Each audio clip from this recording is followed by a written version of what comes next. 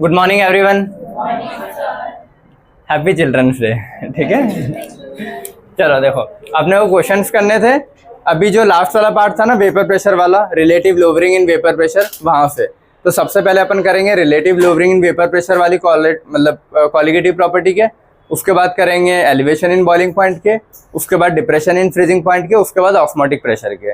ये चारों टॉपिक्स अपने को क्वेश्चंस करना है। 5-5, 6-6, 7-7 क्वेश्चन हर एक टॉपिक से कर लेंगे तो तुमको समझ में आ जाएगा कि क्वालिटेटिव प्रॉपर्टी होती क्या है। ठीक है, उसके बाद फिर टाइम वैसे तो रहेगा ही नहीं, कल पढ़ेंगे आगे का टॉपिक। क्लियर है? चलो पहला क्वेश्चन पढ़ रहा हूँ। ठीक है, ये चीज़ याद रखना एग्जाम में मोस्ट ऑफ द टाइम जब भी क्वेश्चन छोटा दिखे समझ जाना क्वेश्चन लेंदी है। अगर वो एक लाइन में ख़त्म कर रहा है ना क्वेश्चन तो बहुत सारी चीज़ें हिडन होगी और खुद से ही इमेजिन करनी पड़ेगी। और क्वेश्चन अगर बहुत सारे डाटा के साथ दिया है तो समझ जाना एक फार्मूला होगा, सब कुछ दे रखा है, सिर्फ रखना है, ये होता है। तो बड़े क्वेश्चन देख के कभी डरना मत, छोटे क्वेश्चन देख के डर जाना। ठीक है, चलो ये क्वेश्चन दिख रहा है ना सिंपल सा कि lowering of vapour pressure due to solute in 1 molar aqua solution at 100 degree centigrade is दिया क्या है, टेम्परेचर 100 डिग्री दिया है तो बस बॉयल होता है, ये पता है मेरे को, और कुछ नहीं आएगा वहाँ से। उसके अलावा क्या दिया है, सिर्फ 1 मोलर और कुछ भी नहीं दिया है क्वेश्चन में। गिवन डाटा कितना दिया है, सिर्फ 1 मोलर दिया है और 100 डिग्री। 100 डिग्री का मतलब मेरे को पता लग गया कि बॉयल हो रहा है, मतलब वेपर बन रहा होगा, ये बताया था ना तुमको। अगर वो बॉइलिंग वर्ड भी लिखता तो भी मैं समझ जाता, या फिर कहीं वेपर वर्ड यूज़ करता तो मैं समझ जाता वेपर तभी बनेगी जब बॉयल हो रहा होगा। ठीक है, तो ये कभी वर्ड्स आ जाए बॉइलिंग वेपर तो समझ जाना कि बॉयल हो चुका है। ठीक है, अब उसका वेपर प्रेशर अगर नहीं दे रहा है ना तो अपने को यहाँ से क्या हिंट माननी थी बॉयल वाले से कि 760 मान के चलेंगे अपन मन से। बोला था ना पहले कल परसों 2-3 क्वेश्चन ऐसे करवाए थे जहाँ बोला था कि कुछ नहीं दे तो अपने को क्या मानना है, ओरिजिनल वेपर प्रेशर 760। ठीक है, पूछा गया उसने lowering of vapour pressure, lowering of vapour pressure due to a solute. Solute की वजह से वेपर प्रेशर कम होता है, पता है मुझे। प्योर सॉल्वेंट है, उसमें सॉल्यूट ऐड करूँगा तो वेपर प्रेशर कम होगा, और उसी चीज़ को बोलते हैं ना लोवरिंग इन वेपर प्रेशर। ठीक है, तो अपना जो फार्मूला लिखते हैं ना अपन, कौन सा वाला, XB is equal to del P by P not है, ये, या फिर ऐसे लिखते हैं डेल पी को ये लिखते हैं ना पी नॉट है minus P S upon P not है। तो वो चेंज ही है ना कि ओरिजिनल कितना था जब मतलब सॉल्यूट नहीं मिलाया और सॉल्यूट मिलाने के बाद कितना हो गया, तो उसी को डेल लिखते हैं। तो चेंज कितना है वेपर प्रेशर में अपॉन ओरिजिनल। कभी भी कोई चीज़ को ये करता है ना, नीचे ओरिजिनल चीज़ लिखी जाती है, कितने में से कितने मार्क्स आए तो जितने आते हैं उतने ऊपर लिखते हैं और ओरिजिनल नीचे लिखा जाता है। तो original upon change is equal to mole fraction of B. तो अपना जो फार्मूला होता है वो यही है ना। इसमें पूछा गया लोवरिंग ऑफ वेपर प्रेशर, और मैंने बोला था क्वालिटेटिव प्रॉपर्टी क्या होती है, लोवरिंग ऑफ वेपर प्रेशर होती है क्या, नहीं, relative lowering in vapour pressure होती है। तो ये जो फार्मूला लिखा है किसका लिखा है मैंने, रिलेटिव लोवरिंग। रिलेटिव का मतलब बताया था कि नीचे कुछ लिखा हो तो रिलेटिव, और नीचे वाली चीज़ नहीं, सिर्फ ऊपर वाली को अगर मार्क करूँगा तो वो क्या था, लोवरिंग इन वेपर प्रेशर।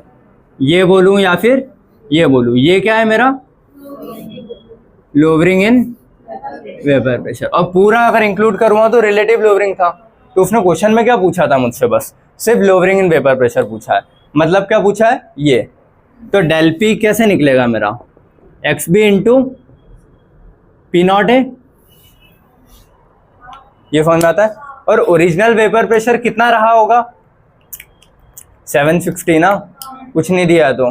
ठीक है, क्योंकि यहाँ पे जब ये बॉयल वर्ड लिख दिया है ना तो इससे मुझे समझ में आ जाना चाहिए कि जो पी नॉट ए रहा होगा वो 760 mmHg या 760 टॉर ही रहा होगा, क्योंकि नॉर्मल 1 ATM होता है तो उसके अगेंस्ट में 760 लगेगा। 1 ATM is equal to 760 mmHg होता है। तो वहाँ से ये चीज़ पता लग गई।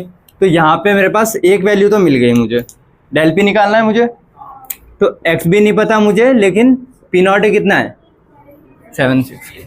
अब XB मतलब मोल फ्रैक्शन ऑफ B। मोल के लिए ना तो उसने सॉल्यूट के मोल, ना सॉल्यूट का वेट, ना सॉल्वेंट का वेट, ना मोल, कुछ भी नहीं दिया है। तो यहाँ से फिर इस फॉर्मूले मतलब अपने मोल फ्रैक्शन वाले नॉर्मल फार्मूले से तो नहीं निकलेगा XB। ठीक है, उसके लिए मुझे कौन सा फार्मूला, हिंट क्या दे रखी, 1 मोलर, तो मोलेलिटी है ना वो। तो मोलेलिटी और मोल फ्रैक्शन का एक रिलेशन पता है ना मुझे, अपन पहले पढ़ के आ चुके हैं।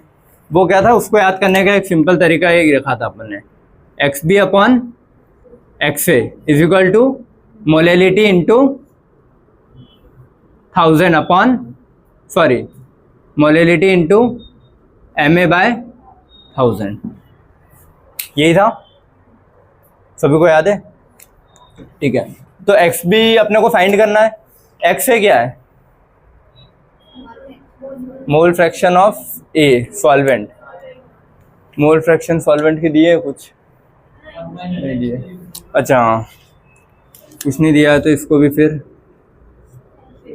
1 माइनस एक्स भी लिखूंगा। मोलैलिटी दी है ना, तो इसको 1 लिख दूं क्योंकि लिया है 1 molar into molecular mass of solvent लिया था, और सॉल्वेंट कुछ नहीं दिया तो अपन क्या एक्वस वाटर ही मानते हैं। तो वाटर का मॉलिक्यूलर वेट कितना होता है? 18, तो 18/1000। अब जब इसको पूरा सॉल्व कर लूँगा ना, क्रॉस ये कर लोगे ना, ये इधर आएगा तो 1000x भी, ये उधर जाएगा तो देखो ये ऐसा हो जाएगा ना, 1000x भी ये इधर जाएगा, और ये इधर जाएगा तो 1 × 18 18 ही रहता है, 18 × 1 माइनस एक्स भी, तो 18 को अंदर, फिर 18 को इससे, तो ये क्या हो जाएगा 18 माइनस 18x भी, फिर ये x भी इधर लाऊंगा तो प्लस हो जाएगा, फिर बचा हुआ डिवाइड करूँगा तो सॉल्व कर लोगे पूरा।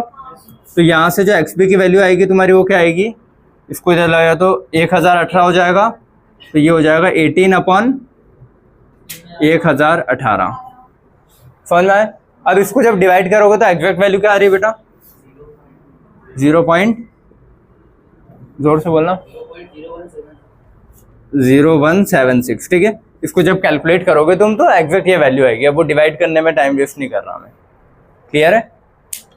अब एक्स बी मुझे मिल गया ना, तो मुझे यही तो चाहिए था बस। ठीक है, तो एक्स बी की वैल्यू क्या है? 0.0176 इंटू 760 ओरिजिनल प्रेशर था क्योंकि बॉयल लिख दिया उसने, तो बस इसको मल्टीप्लाई करूँगा तो कितना आएगा? करके देखो ना, जल्दी कर लो यार कैलकुलेट। 13.44 एग्जैक्ट यही आ रहा था ना? ठीक है, फिर मैं भी चेक कर लेता हूँ। हाँ 13.44। ठीक है, और यूनिट होती है अपनी mmHg में रखी थी तो mmHg। समझ गए चीज़? या फिर पता है इसको तुम कैसे करते? P0A माइनस PS करते, तो PS अलग से निकालते, P0A निकालते, फिर उसमें से माइनस करते। उससे बेटर ये है डेल P रखो, डेल P होता है तो सीधा इसमें मल्टीप्लाई कर दो, ये ज़्यादा शॉर्ट पड़ेगा बजाय P0A माइनस PS करने के। ये चीज़ समझ में आती है?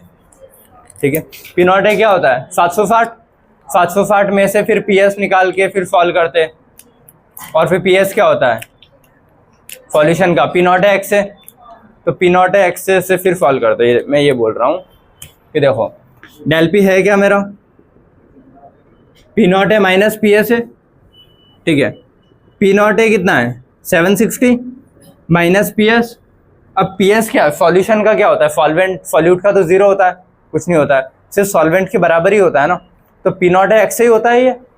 तो मैं बोल रहा हूँ कि 760 माइनस P0A x है, फिर यहाँ P0A 760, फिर x की वैल्यू यहाँ से x भी आया है तो 1 माइनस एक्स उससे करके x से निकालता, यहाँ मल्टीप्लाई करके फिर इससे ये करता। तो ये ज़्यादा टफ से ये सिंपल है ना, आएगा दोनों। देखो कुछ भी करो, वही तो कर रहा हूँ। डेल P में चाहे इसको मल्टीप्लाई करके निकालूं या फिर डेल P को डिकोड करके फिर उसमें वैल्यू रखूं, एक ही बात है। तो दोनों से निकालोगे सेम ही आंसर आएगा। समझ गए ये चीज़? ठीक है, अगला क्वेश्चन करें। तो ये ध्यान रखना है पूछ क्या रहा है। अगर वो पूछता है relative lowering in vapour pressure, तो मेरे को क्या करना पड़ता? ये जो आया है डेल P, इसके डिवाइड में फिर 760 करना होता, तो relative lowering in vapour pressure आ जाता ना, क्योंकि पूरा ही है। समझ में आया सभी को है कि अगर वो रिलेटिव लोअरिंग पूछता तो क्या करता? ये आ गया, इसके नीचे 760 का डिवाइड कर देता, ये तो आ जाता है रिलेटिव लोअरिंग। क्लियर? चलो अगला क्वेश्चन। लेट कहाँ से हुआ बेटा इतना? हाँ आ जाओ जल्दी बताओ। ठीक है बैठो, चलो अगला क्वेश्चन। ठीक है, 3 gram urea is dissolved in 45 gram of water. पानी है, उसमें कुछ यूरिया का अमाउंट डिजॉल्व किया है, वो पूछ रहा है relative lowering of vapour pressure क्या होगा।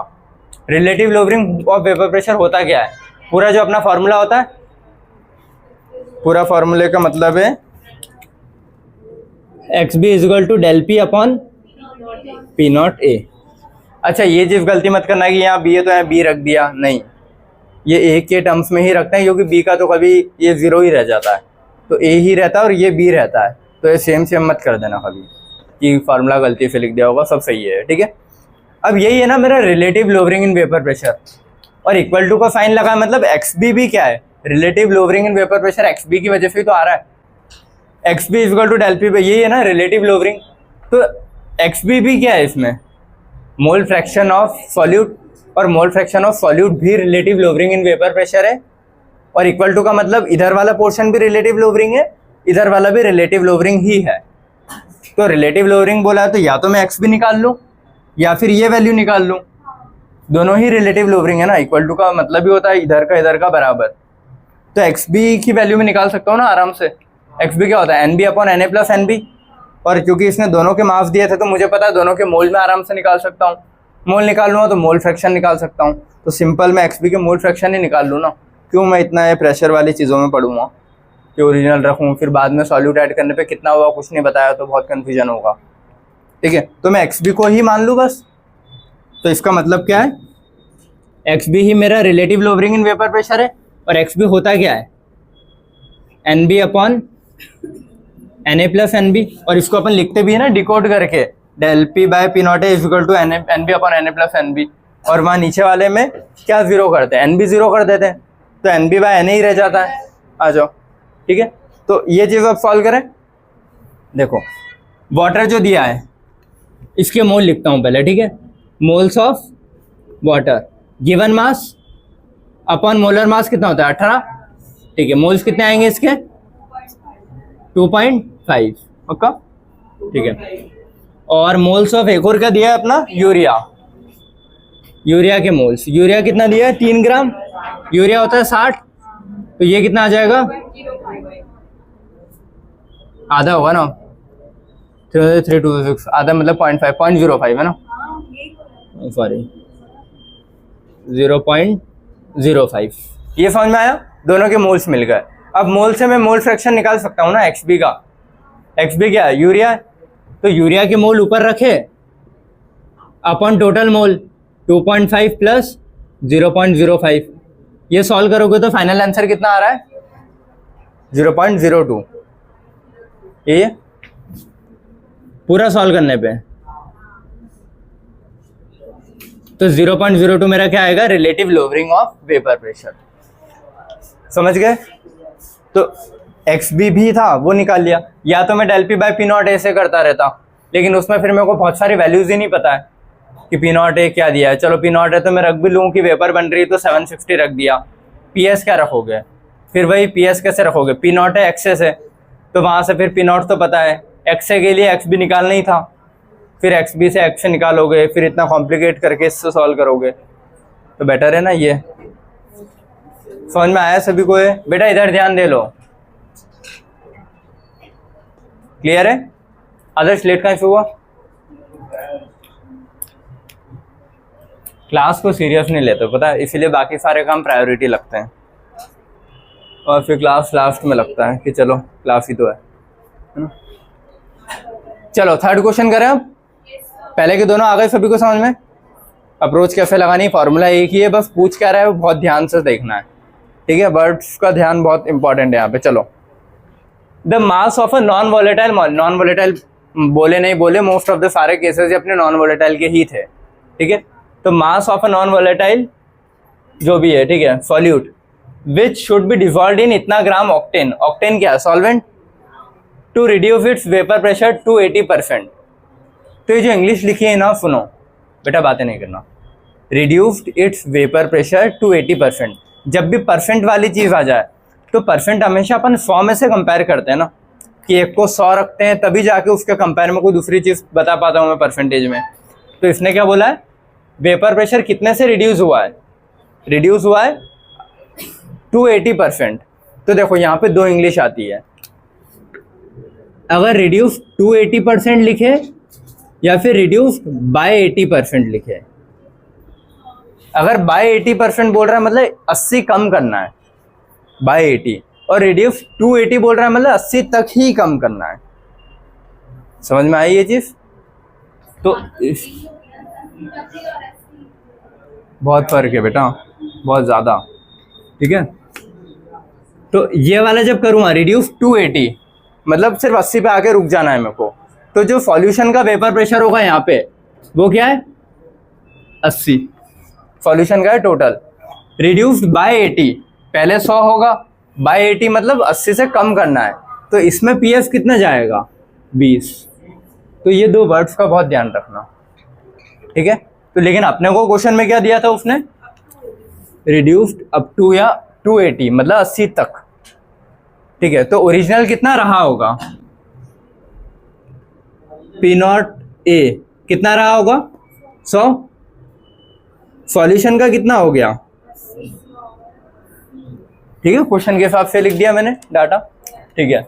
अब वो बोल रहा है कि कितना मास मेरे को सॉल्यूट का ऐड करना पड़ेगा कि ये चीजें हो, ठीक है। तो अपने पास सारी चीजें दी है, पी नॉट पी एफ सब दिया है, तो एक ही फॉर्मूला है relative lowering in vapour pressure वाला, वही रखना है मुझे, वही रख के किया था तुम लोगों ने भी।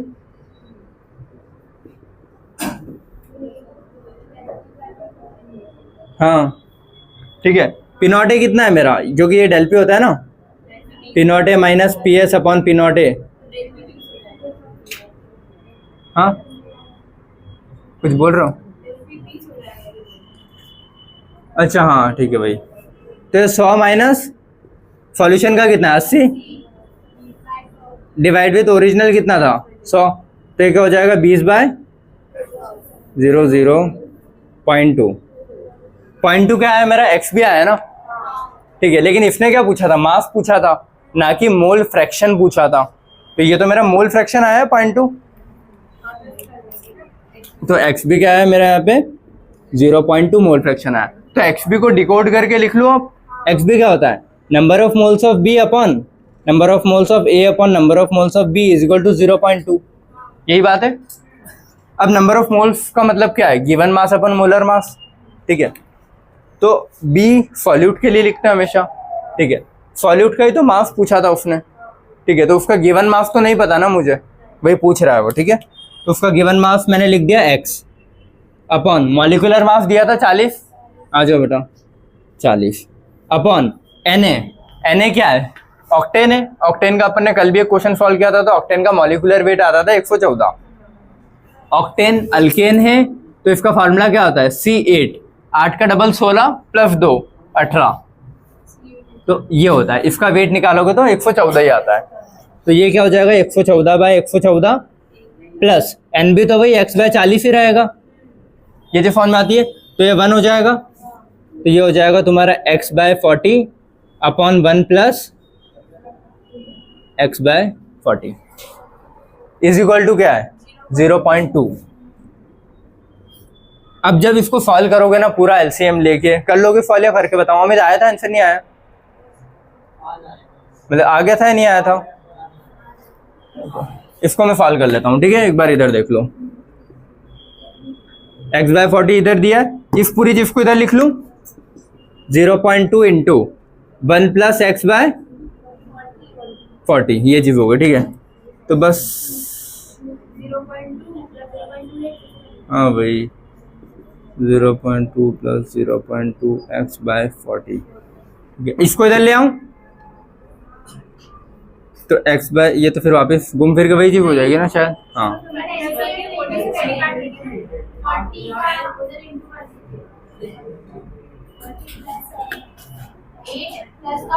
रुको, इसमें ऊपर भी 40 का मल्टीप्लाई, नीचे भी 40 का मल्टीप्लाई, तो तीनों 40 सब कट जाएगा। ये फॉर्म में आता है ना सबको, इन दोनों का कॉमन निकलेगा, इसका कट कट कट, तो ये हो जाएगा मेरा x इज इक्वल टू 8। हाँ 40 इंटू 0.2, पॉइंट हटेगा, नीचे 0 से 0 कटेगा, 4 2 से 8 प्लस 0.2x, ये फॉर्म में है।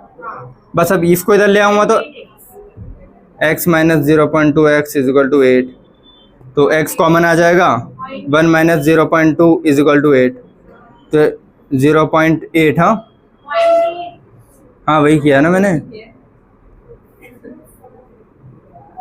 8 अपॉन 0.8, कर लोगे सॉल्व, ये 10 आएगा इसका आंसर, ठीक है।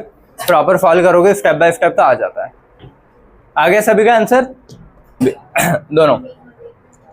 क्वेश्चन में क्या पूछा है, द मास, जो भी देखो क्वेश्चन पता है वो कैसे फ्रेम करता है, जो पूछना होता है वो सबसे पहली लाइन में लिख देता है मोस्ट ऑफ द क्वेश्चन में, और सबसे आखिरी लाइन में लिखता है इज, हमेशा ध्यान रखना, एक साथ नहीं पूछता है कि फाइंड दिस और फिर गिवन डाटा, ऐसा कभी नहीं देता।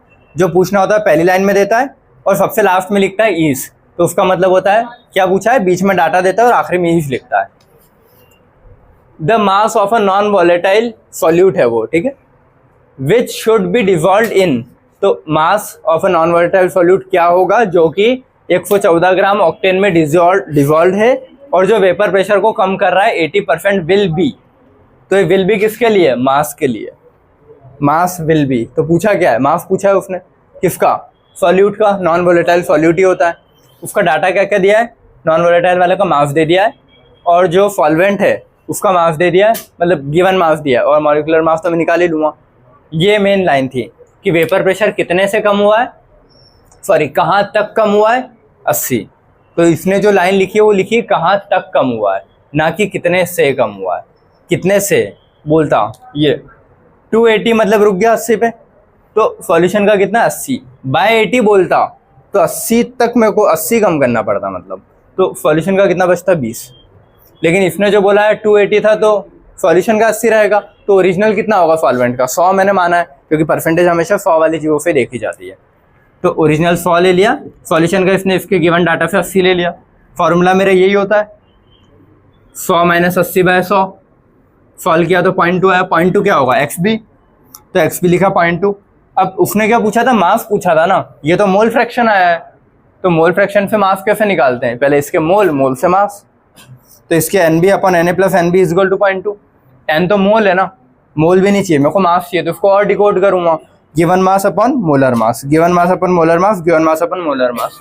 ये सारा डाटा दिया था, इसको सॉल्व करते गया यहाँ से, तो ये आया। तुमको माई कहाँ से दिक्कत थी, ये पहली लाइन से देख, ये जो नीचे का था इसको उठा के जस्ट मैंने क्रॉस मल्टीप्लाई उधर करते ना, इस मान लो ऊपर ए लिखा होता नीचे बी, तो बी को क्रॉस मल्टीप्लाई यहाँ करता हूँ ना, तो पूरे को उठा के मैंने यहाँ रख दिया, पूरे को उठा के मैंने यहाँ रख दिया। अब इस 2 का मैंने 0.2 का मैंने यहाँ भी मल्टीप्लाई किया, यहाँ भी मल्टीप्लाई किया, तो 0.2 1 में करूँगा तो 0.2 रह जाएगा, 0.2 इसमें करूँगा तो 0.2 x बाय 40 रह जाएगा, ठीक है। अब मैंने क्या किया, मुझे थोड़ा सिंप्लीफाई करना था, तो नीचे वाली चीज़ें काटने की, यहीं 40 था, यहाँ 40 था, तो मैंने क्या किया, इसमें ऊपर भी 40 का और नीचे भी 40 का मल्टीप्लाई किया, ताकि इन दोनों का 40 कॉमन निकल जाएगा और इससे कट जाएगा, तो तीनों 40 लाइन से कट गए।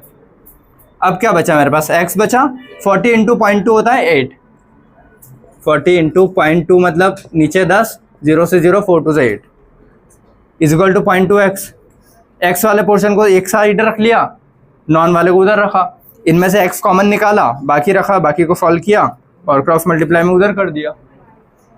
आगे सभी को, when 25 gram of a non volatile solute is dissolved इन इतना ग्राम ऑफ वाटर, हमेशा यही तो कर रहे हैं, पानी में कोई चीज़ घोल रहे हैं, कितने पानी में घोल रहे हैं, कितनी घोल रहे हैं, सब दिया है, तो अगर मासेस दिए तो मैं मोल तो आराम से निकाल पाऊंगा ना, गिवन मास अपन मोलर मास ही करना है, ठीक है। If lowered by then the vapour pressure is lowered by कितना, इतना, वेपर प्रेशर कितने से कम हुआ, इतने से कम हुआ, तो ये जो वर्ड लिखा है ना लोवर्ड बाय, ना कि lowered up to, lowered by मतलब इतने से कम, यहाँ 2 लिखा था, अगर यही बाय 80% लिखता तो इतना मेरे को 100 में से माइनस करना पड़ता ओरिजिनल में से, और यहाँ भी क्या लिखा है इसने, बाय इतना, मतलब ओरिजिनल जो भी होगा उसमें से ये माइनस करना पड़ेगा, ना कि फाइनल वाला ये, ठीक है। तो वर्ड्स का ध्यान इसीलिए रखना बोला, लोवर्ड बाय इतना।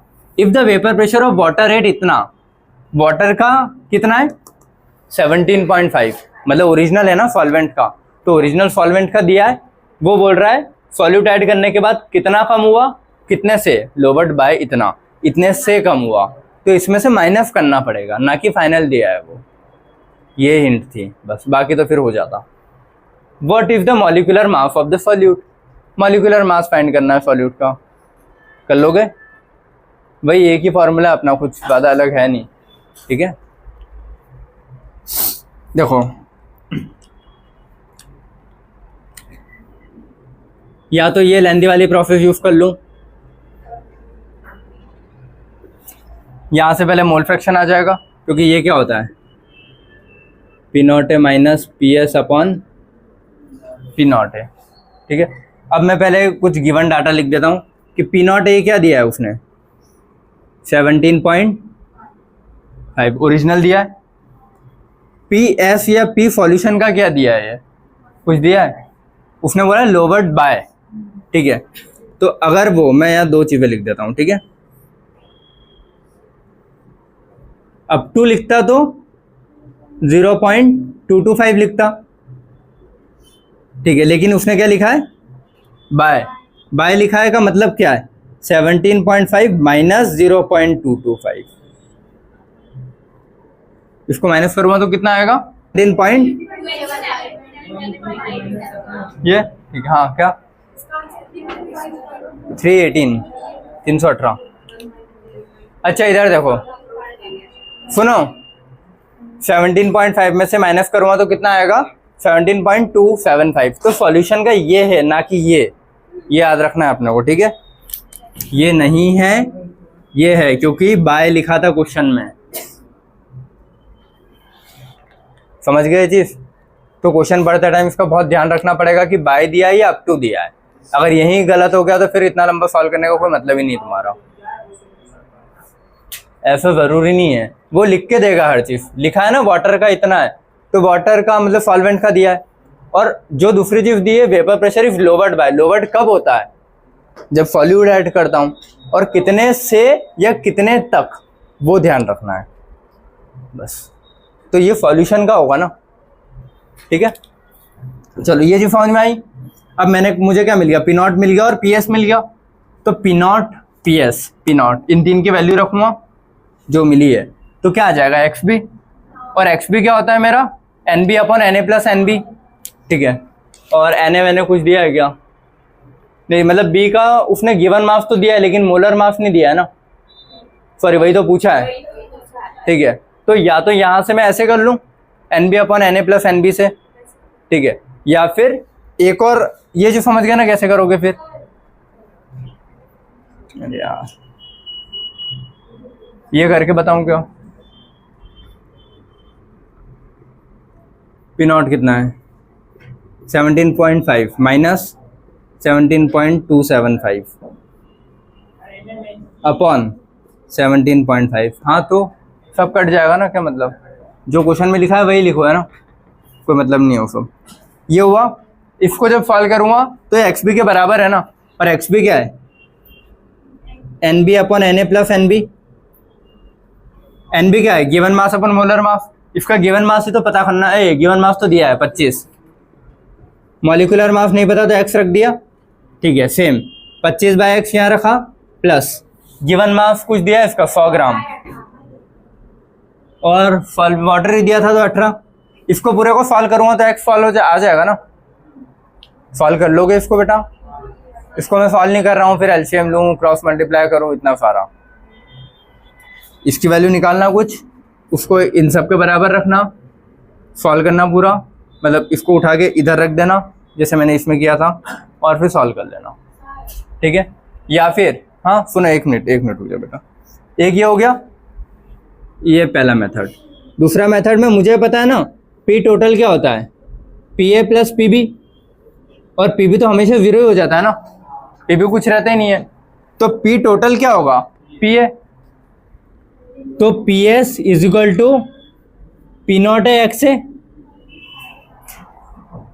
बेटा, इधर इससे भी हो जाएगा ना, ये पी एस सॉल्यूशन का मेरे को पता है कितना है, ये रहा, पी नॉट है मुझे पता है कितना है, ये रहा, और एक्स ए के लिए वही N B upon N A plus N B, तो या तो यहाँ से सॉल्व कर लो या फिर ऐसे सॉल्व कर लो, दोनों ही स्टेप से आ जाएगा आंसर, कोई फर्क नहीं, आंसर सेम आएगा। कर लोगे इस चीज को, है ना। एक और स्टेप आगे बढ़ा देता हूँ, सॉल्यूशन का कितना दिया है 17.275 इज इक्वल टू 17.5 एक्स, ये क्या है N A upon N A plus N B, बस। अब ये नंबर ऑफ मोल वाला सेम इसके जैसे प्रोसीजर रख के कर लेना सॉल्व, तो तुम्हारा एक्स की वैल्यू आ जाएगी, और एक्स की वैल्यू आएगी कितनी इसमें, मैं सीधा आंसर लिख के बता देता हूँ, ठीक है, 318। कहाँ पे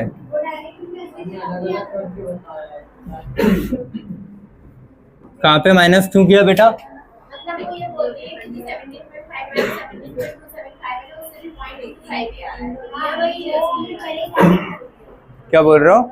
ये जो लिखा है ना आपने ये इसको माइनस करने पे 0.25 हां ये आ रहा है वापस माइनस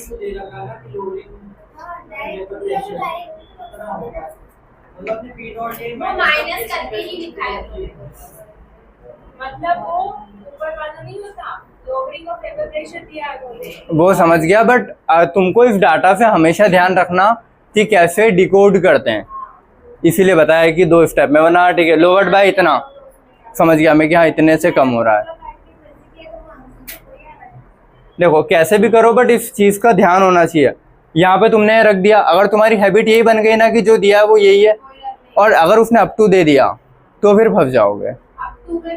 हाँ मतलब दोनों में फिर फर्क पड़ता है, अप टू मतलब ये होता है और बाय मतलब ये होता है।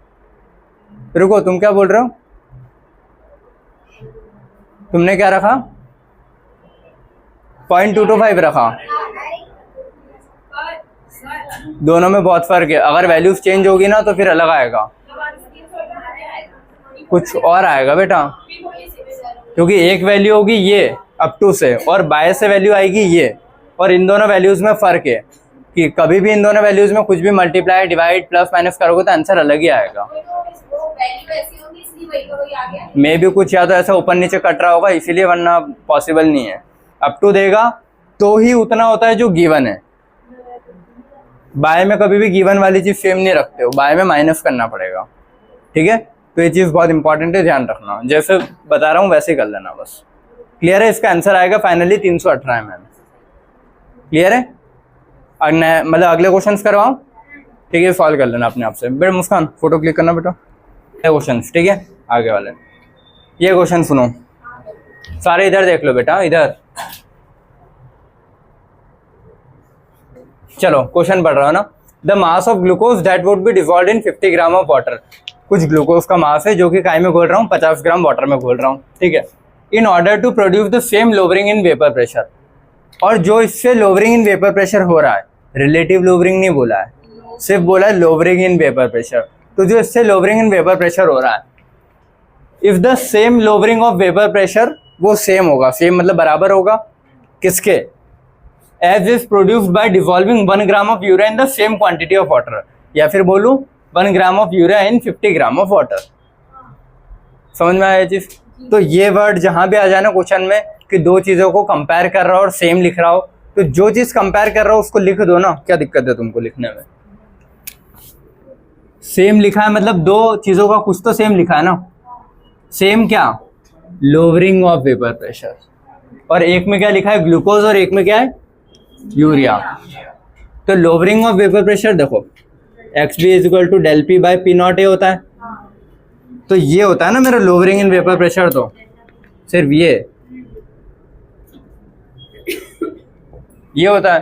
तो उसने क्या बोला, लोवरिंग इन वेपर प्रेशर बराबर हो रहा है दोनों का, तो मेरे को क्या करना है, डेल पी जो भी ग्लूकोज का आ रहा होगा जब ग्लूकोज का डाला बराबर होगा लोवरिंग जब यूरिया डाला, यही करना है। और डेल पी होता क्या है, XB into P not A होता है, तो डेल पी क्या होगा XB इंटू पी नॉट ए, यहाँ पे क्या होगा XB इंटू पी नॉट ए, और ये XB दोनों में अलग है।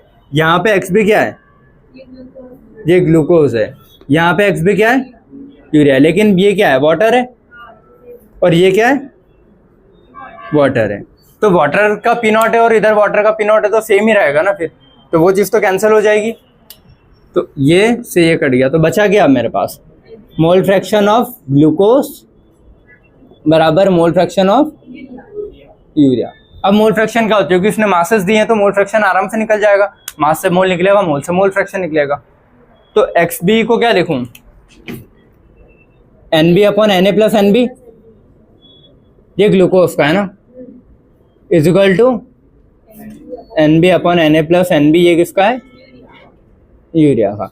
तो नीचे इसमें कौन सी, देखो यार जब ऐसा कैलकुलेशन आ जाएगी दो साइड दो LCM लेके सॉल्व, तो मैं इसको जो मैंने बोला था कि नीचे की एक क्वांटिटी नेग्लेक्ट कर देना और छोटी होती है, तो किसको नेग्लेक्ट करूँ, Na को करूँ कि NB को करूँ यहाँ पे,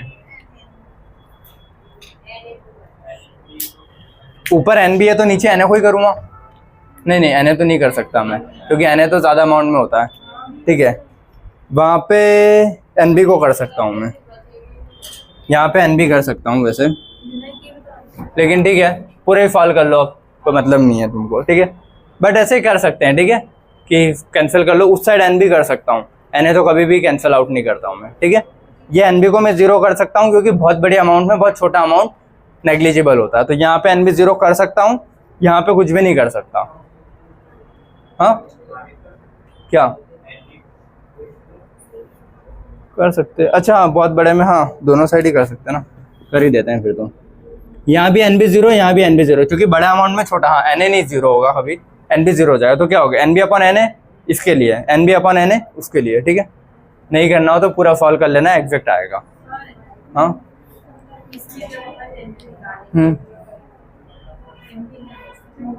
एन बी क्या, मोल्स ऑफ जो भी सॉल्यूट डाल रहे हैं। हाँ चलो अब मैं ये मोल्स जो है वो निकाल लूँ, पहले एन बी रखूँ क्या, moles of N B for, पहले ग्लूकोज निकाल रहा हूँ। ग्लूकोज का गिवन मास कितना दिया है वो ये पता करना है, अपॉन मोलर मास कितना होता है 180, upon N B for urea, given mass कितना दिया है 1, अपॉन यूरिया कितना होता है 60। तो इसके मोल मिल गए, और वाटर के मोल दिया है उसने, गिवन दोनों में सेम ही है, चाहे वो ग्लूकोज के लिए लिखूं चाहे किसी के लिए भी लिखूं, 50/18। अब इसकी वैल्यूज रखनी पड़ेगी, तो जब मैं बोल रहा हूँ कि 2-2 रखोगे तो पहले एलसीएम ले बिना कभी भी ऊपर नहीं ले जा सकते, तो वो बहुत कॉम्प्लिकेट हो जाएगा, इसीलिए एनबी को मैंने राउंड फिगर में 0 ही कर दिया, क्योंकि बहुत बड़े अमाउंट में बहुत छोटा अमाउंट नेग्लिजिबल होता है। क्लियर है, अब इसको सॉल्व कर लो। देखो एनबी क्या है, x अपॉन 180 इंटू, देखो इसके अपॉन में अगर कोई भी चीज रखूँ तो फ्लिप होके ऊपर आएगी ना, तो इसके अपॉन में एन ए है ना, एन ए क्या है 50/18, तो नीचे अगर मैं 50/18 लिखूंगा तो ऊपर क्या हो जाएगा 18/50, ये मैंने मिटा दिया है इसीलिए, ठीक है। Is equal to N B क्या है, वो यूरिया का है ना 1/60, इसके अपॉन में अगर मैं एन ए लिख रहा हूँ 50/18, तो 18 ऊपर जाएगा बाय 50, तो ये 18/50 से 18/50 तो कट ही गया ना, समझ गए चीज, क्योंकि वो मैंने पहले ही उड़ा दिया, ये भी उड़ा दिया, बचा क्या ये बहुत जल्दी फॉल हो जाएगा, ये 6 1 6 3 x इज इक्वल टू 3 आया। हाँ भाई 3 ग्राम मतलब वेट ही है, तो समझ गए कैसे करना है। अगर तुम इसमें नीचे पूरा लिखते ना Na प्लस NB, फिर एलसीएम लेते इतने 2 बड़ी चीज़ों का, फिर इन 2 का एलसीएम लेते, तो बहुत कॉम्प्लिकेट चले जाता हो, सॉल्व बहुत लंबा करना पड़ता, और उसमें अगर एक जगह में मिस्टेक हो जाती तो फिर पूरा गया। तो बेटर है जितना राउंड फिगर में कट करके ऐसे ला पाओ ऐसे ले आना। क्लियर है, चलो अगले 2 क्वेश्चन सिंपल है, तुम खुद ही कर लोगे। सर इसका आ रहा है 19.602 आया, और अगला है 23.33, ठीक है। ये ज़रा से क्वेश्चन है तो कही है। चलो, the vapour pressure of water है इतना डिग्री इतना, वाटर का वेपर प्रेशर दिया है, मतलब क्या है P0 A दिया ना, कितना 19.8, 0.1 mole of glucose is dissolved इन इतना ग्राम ऑफ वाटर, पानी में मतलब पानी के कुछ ग्राम में इसने इतना मोल ग्लूकोज डाला है, ठीक है। इसके सीधा मोल दिए हैं याद रखना, और इसका ग्राम दिया है, तो ये नहीं करना कि कुछ सेम ले लो, ठीक है। What is the vapour pressure of the resultant solution, resultant solution मतलब पीएस क्या होता है PA प्लस पीबी तो हम हमेशा 0 ही लेते हैं क्योंकि नॉन वोलेटाइल, तो PA ही लिखना पड़ेगा ना मेरे को, P0 है x है, रिजल्टेंट सॉल्यूशन यही है ना मेरा जो फाइनली सॉल्यूशन बना, तो इसके लिए मेरे को इन 2 की वैल्यूज चाहिए। P0 है तो इसने दे दिया है 19.8, अब x से चाहिए, x से क्या mole fraction of A, mole fraction of A मतलब Na upon Na plus NB।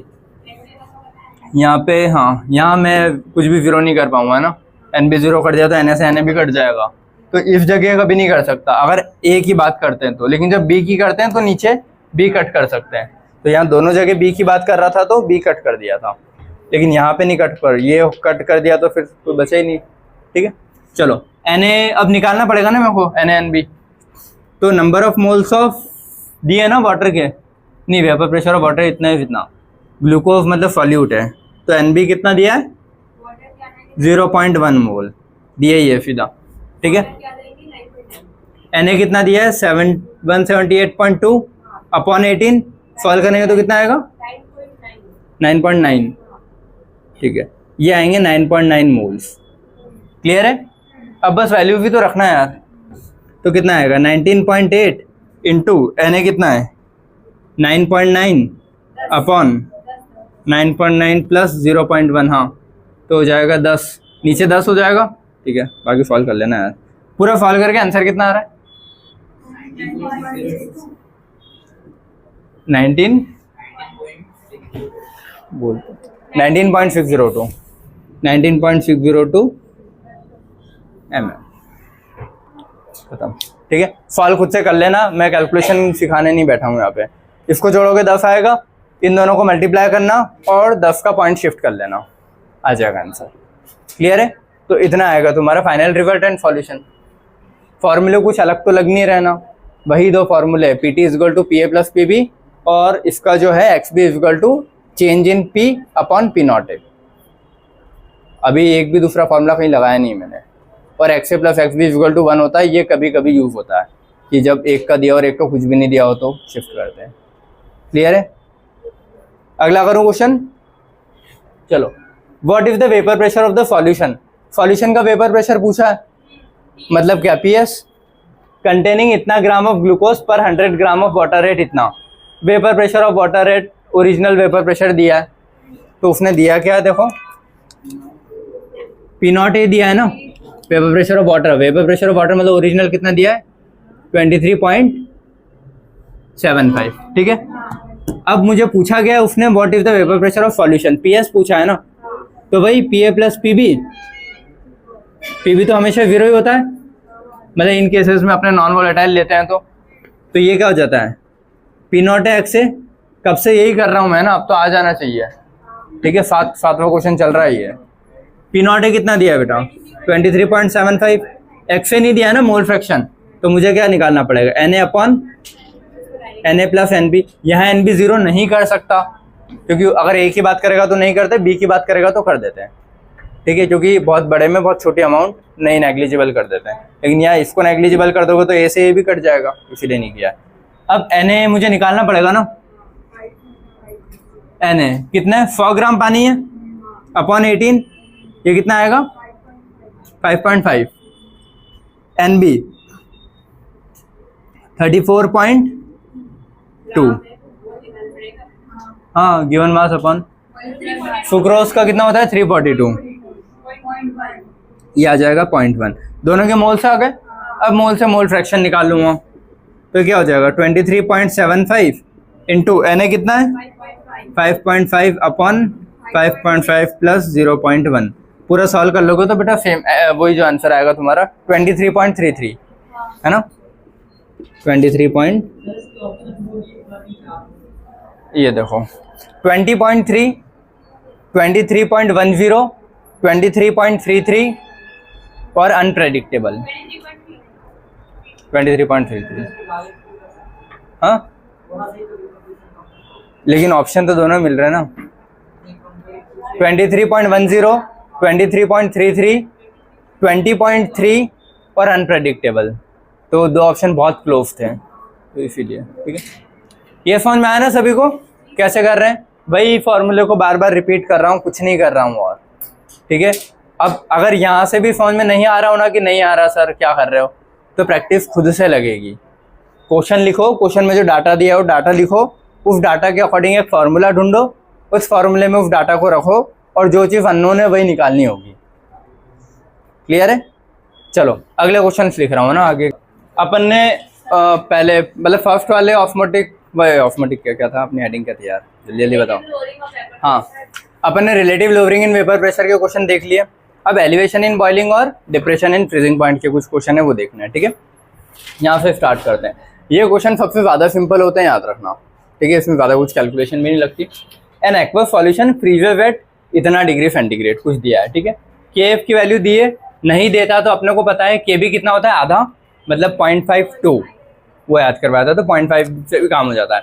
और के एफ बताया था या तो 2 ले लेना है 1.5 ले लेना, लेकिन एग्जैक्ट दिया है तो वही रखो फिर 1.86, ठीक है। मैंने बोला था ना कि most of the time question में दे के रखता है के एफ के बी, नहीं देता है तो फिर लगता है कि याद होना चाहिए, तो अच्छी बात है, ठीक है। के एफ के बी दोनों दिया है, देखो दिया गया इसने फ्रीजिंग पॉइंट दिया है कि कितने पे फ्रीज हो रहा है, पूछा गया है बॉइलिंग, तो दोनों चीजें आ गई ना, तो इसका एक रिलेशन लिखवाया था ना मैंने कि फ्रीजिंग और बॉइलिंग दोनों का एक रिलेशन, ठीक है। वो रिलेशन लिख लूँ मैं, रिलेशन क्या था बेटा, डेल टी एफ, चलो फ्रीजिंग का is equal to K F into M molality, और दूसरा क्या था, del T B is equal to K B into M, यही था। और बोला था एम से एम कट जाता है, ठीक है। ये तो डेल टी एफ और डेल टी बी, और अपने को क्या चाहिए, एलिवेशन इन बॉइलिंग पॉइंट है ना, और बताया था कि बॉइलिंग पॉइंट अलग होता है, एलिवेशन इन बॉइलिंग पॉइंट अलग होता है। तो अपन जो ये पढ़ते हैं ये क्या है, एलिवेशन इन बॉइलिंग पॉइंट और depression in freezing point.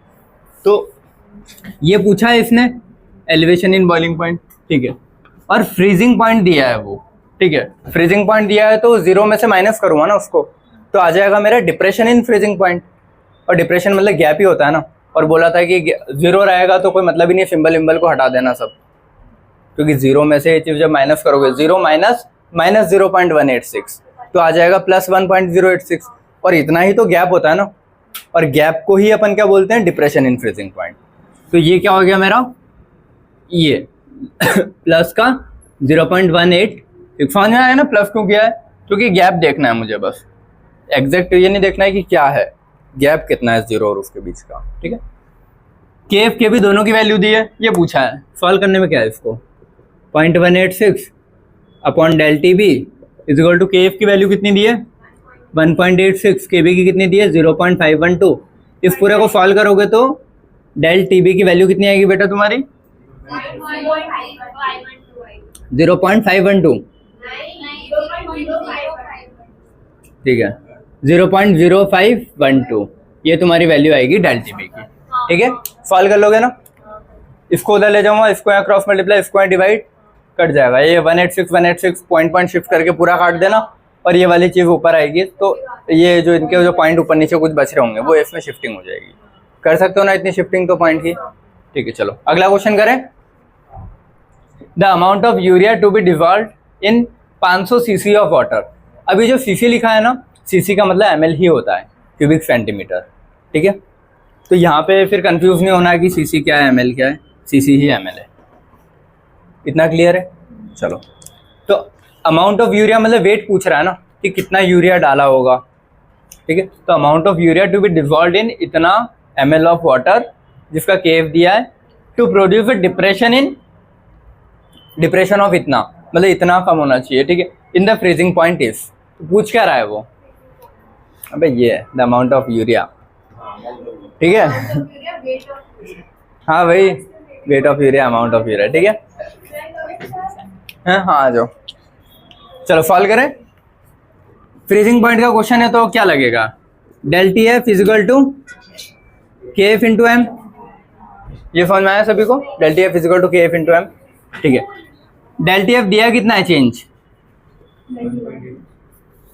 0.186, depression of इतना, डिप्रेशन इन फ्रीजिंग पॉइंट ही तो दिया है, और ये डिप्रेशन होता है तो पूरा ऐसा कैसा लिख दिया है मैंने बस, इजिकल टू के एफ की वैल्यू कितनी दी है 1.86, एम डायरेक्टली नहीं दिया ना, एम मोलैलिटी होता है, मोलैलिटी क्या होता है, number of moles upon weight of solvent in kilogram, सीधा, ठीक है।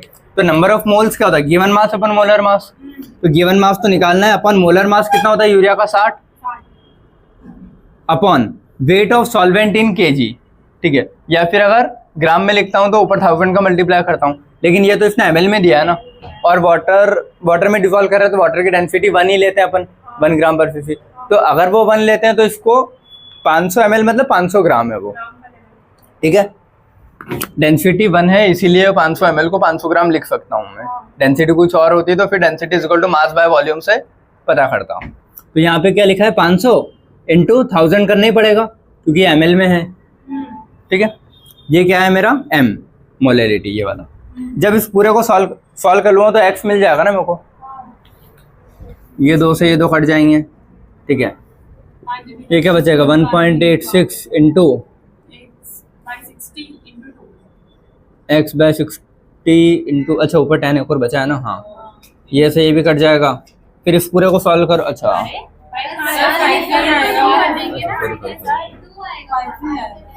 अच्छा x बाय 60 इंटू 5 भी है, इंटू ऊपर 10 भी है, ये है। तो 5 6 बाय 30, और 30 को फिर इससे और पूरा सॉल्व करोगे तो तुम्हारा सॉल्व कर लोगे इसको पूरे को यार, मैं नहीं कर रहा है ना, कि फिर कितना आएगा 3 को मल्टीप्लाई डिवाइड, ये 186 इधर का और इधर का 1.86, ये तो डायरेक्ट कट जाएगा। पॉइंट सारे नीचे ले लेना और इसको ऊपर पहुंचा के और उसमें फिर पॉइंट की शिफ्टिंग कर लेना, कर लोगे। कितना आंसर आ रहा है इसका 3 ग्राम। क्लियर है, सब कट कुटा के आ जाएगा 3 ग्राम। सॉल्व कर लोगे ना ये चीज, ठीक है। हाँ इधर ये वाला नहीं कर रहा ना बंद, इसीलिए ये करने में फिर टाइम लगता है मेरे को, इसलिए। What should be the freezing point of aqueous solution, अगला क्वेश्चन है ना। पूछ क्या रहा है, what should be the freezing point पूछा है, फ्रीजिंग पॉइंट पूछा है, ना कि डिप्रेशन इन फ्रीजिंग पॉइंट, ये ध्यान रखना है, दोनों चीज़ें अलग अलग होती है, ठीक है। तो पहली चीज़ तो ये मार्क करो, पूछा क्या है फ्रीजिंग पॉइंट। अगर वो पूछता what should be the depression in freezing point तो अलग क्वेश्चन है, और पूछा what is the freezing point तो अलग क्वेश्चन है, ठीक है। फ्रीजिंग पॉइंट मतलब वो एक पर्टिकुलर माइनस में पूछ रहा है कि कितना है, और डिप्रेशन मतलब चेंज कितना है। तो पहले मैं चेंज निकाल लूँगा, फिर 0 से माइनस कर लूँगा तो मुझे एग्जैक्ट पॉइंट मिल जाएगा। चलो, what should be the freezing point of aqueous solution containing इतना ग्राम ऑफ ये इन इतना ग्राम ऑफ वाटर। सब कुछ दिया है, ठीक है। फ्रीजिंग वाला है तो क्या लिखूँगा, del T F is equal to K F into M. Change तो पता करना है ना, नहीं पता मुझे, या फिर पता है बुक में अगर सॉल्व करोगे तो वो डेल टी एफ को फिर यहीं पे 0 से माइनस करके लिख देगा, लेकिन मैं इतना कॉम्प्लिकेट नहीं कर रहा हूँ, सीधा जो भी चेंज होगा उसको बाद में 0 से माइनस कर दूंगा, ज़्यादा सिंपल पड़ेगा मेरे लिए, ठीक है। क्योंकि डेल टी एफ क्या होगा 0 माइनस टी एफ जो भी आएगा, ठीक है। इजिकल टू के एफ की वैल्यू कितनी दी है 1.86 वही होती है। मोलैलिटी क्या होता है, नंबर ऑफ मोल्स का गिवन मास अपन मोलर मास कितना होता है इसका C2H5OH इथाइल अल्कोहल का 46, ये इसके मोल आ गए, अपन वेट कितना है इसका 1000 ग्राम, तो 1000 ग्राम मतलब 1 किलोग्राम ही है ना, या फिर ग्राम में दिया है तो सीधा ये कट गया। क्लियर है। अब यहाँ से डेल टी एफ आ जाएगा, कितना आएगा, इसको पूरे को सॉल्व करूँगा तो 0.687, ठीक है। तो चेंज मेरा इतना है ना, चेंज का मतलब क्या है 0 से जो भी ये पॉइंट है इनके बीच का गैप कितना है 0.687, और पता है वाटर 0 पे फ्रीज होता है, तो एग्जैक्ट वो पॉइंट कौन सा होगा माइनस का होगा। फ्रीजिंग पॉइंट कितना होगा, ये तो चेंज इन फ्रीजिंग पॉइंट है ना, तो सिर्फ फ्रीजिंग पॉइंट कितना होगा, सिर्फ माइनस ही तो लगाना है क्योंकि 0 होता है, या फिर लिखो 0 माइनस 0.687, ठीक है। तो ये क्या हो जाएगा माइनस 0.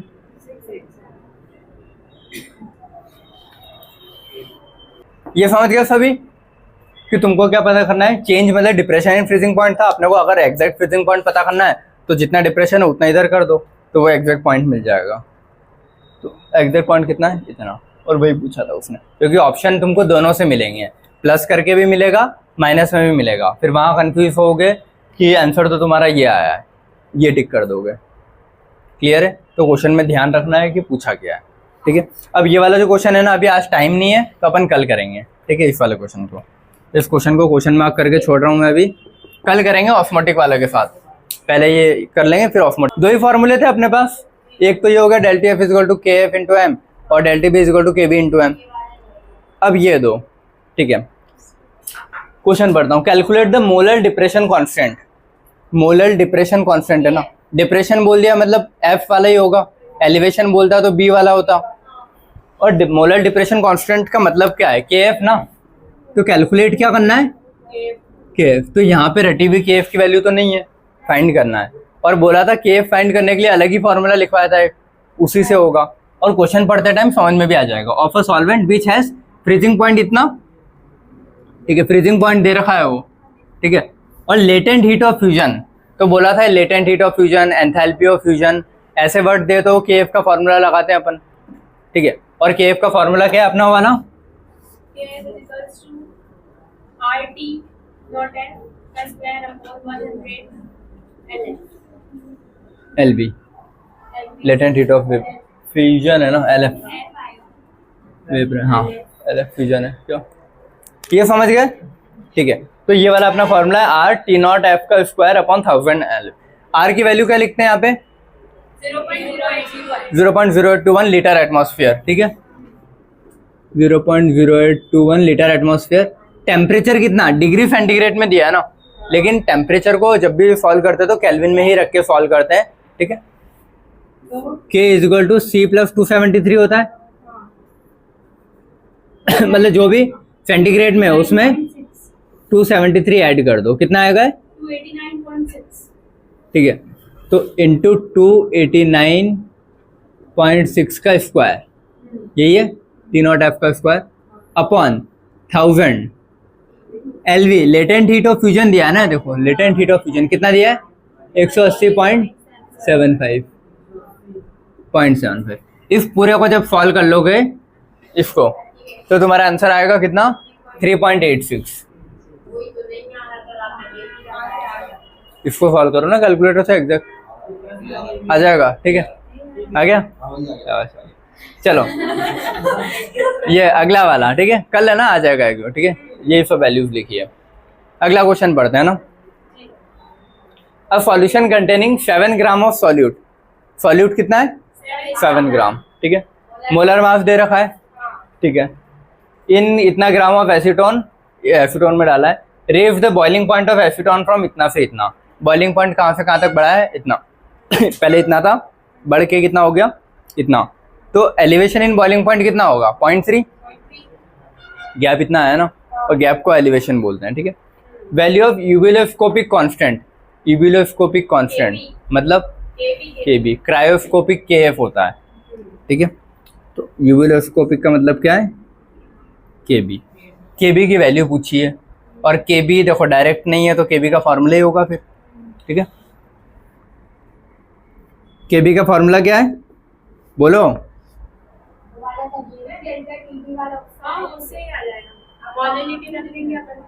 अच्छा ठीक है हाँ, अच्छा क्योंकि इसमें कुछ दिया नहीं है ना, अरे लेटेंट हीट वाले जैसे कुछ चीजें नहीं दिए ना इसीलिए, ठीक है। तो केएफ का ये वाला फॉर्मूला यहाँ नहीं रखाएगा क्योंकि लेटेंट हीट ऑफ फ्यूजन या एंथैल्पी ऑफ फ्यूजन जैसा कुछ दिया नहीं है, अगर वो देता तो ये रखता, ठीक है। तो del T B is equal to K B into M, K B पूछा है, डेल टी बी चेंज कितना है यहाँ से यहाँ जा रहा है ना, तो 0.3 का ही चेंज है, तो ये क्या हो जाएगा 0.3, चाहे वो यहाँ पे फिर वो डिग्री सेंटीग्रेड केल्विन की जरूरत नहीं होती, चेंज दोनों में सेम होता है, चाहे वो सेंटीग्रेड का चेंज लूँ चाहे केल्विन का लूँ, क्लियर है। तो चेंज कितना आया दोनों का 0.3 is equal to K B तो फाइंड करना है, मोलैलिटी है ना, मोलैलिटी क्या होता है number of moles, number of moles मतलब given mass upon molar mass कितना दिया है 210 अपॉन वेट ऑफ सॉल्वेंट कितना दिया है 350 इंटू 1000। इस पूरे को सॉल्व करके के भी आ जाएगा, कर लोगे ना सॉल्व, क्रॉस मल्टीप्लाई इधर उधर, के भी कितना आएगा 3.15, यही है एग्जैक्ट, ठीक है। के भी आएगा ये, और इसके बाद यूनिट किलो और फिर मोल को ऊपर भेज दोगे तो क्या चाहिए किलो केजी पर मोल, ठीक है कोई मतलब नहीं हो। तो ये आर की वैल्यू 8.314 रखी है, कैसे आंसर नहीं आ रहा, मैं जब से देख ही रहा हूं 8.314 रखेंगे आर की वैल्यू तब जाके आंसर आएगा। तुम लोग 0.021 रख रहे थे, हाँ 3 वैल्यू होती है आर की,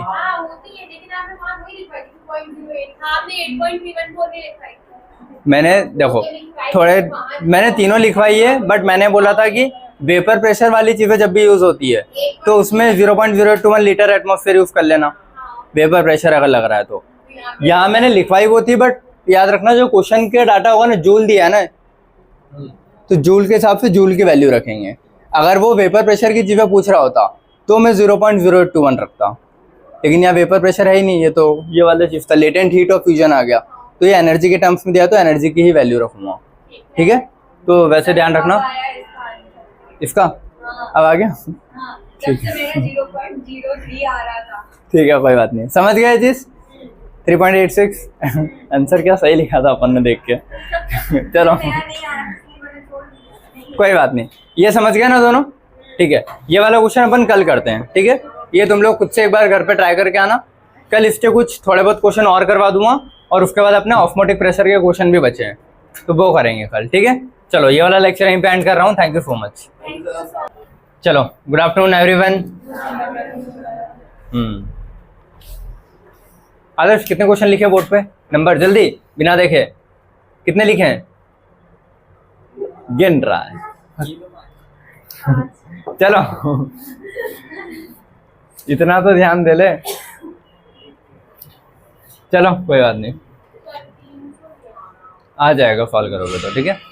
चलो ये पहला वाला क्वेश्चन, ये जो क्वेश्चन है अपना कल जो छूट गया था, ठीक है, वो वाला सॉल्व करते हैं। क्वेश्चन पढ़ता हूँ फिर समझाता हूँ क्या है, ठीक है। The amount of ice that will be separate out on cooling. देखो ठंडा करने पे कभी भी आइस अलग होती है, ये बताइए, ठीक है। और ऐसा तो नहीं है कि थोड़ा ठंडा किया और पूरा के पूरा एकदम बर्फ में जम गया, धीरे धीरे जमता है ना। जैसे अपन कभी भी फ्रिज में पानी की बोतल रखी तो सेंटर से या साइड से इसे जमना शुरू होगा, धीरे धीरे धीरे धीरे, फिर थोड़ा थोड़ा पानी में तैरता रहता है, फिर धीरे धीरे पूरे ही पानी धीरे धीरे बर्फ में कन्वर्ट हो जाता है। तो ऐसा तो नहीं होता जैसे वो पॉइंट आया और एकदम से बर्फ में चुटकी बजाते फिर कन्वर्ट हो गया। एक टेम्परेचर पे एक लिमिटेड अमाउंट ऑफ पानी ही बर्फ में कन्वर्ट हो पाएगा, और ज़्यादा टेम्परेचर माइनस में करोगे तो थोड़ा और बढ़ता है बर्फ, और करोगे तो और बढ़ता है। तो वो बोल रहा है कि कितना बर्फ जमेगा, ठीक है। Amount of ice that will be separate out on cooling of solution. एक सॉल्यूशन को ठंडा करने पे कितना बर्फ जम रहा है, क्योंकि पूरा जमे नहीं जमे श्योर नहीं है, वो टेम्परेचर पे डिपेंड करता है, ठीक है।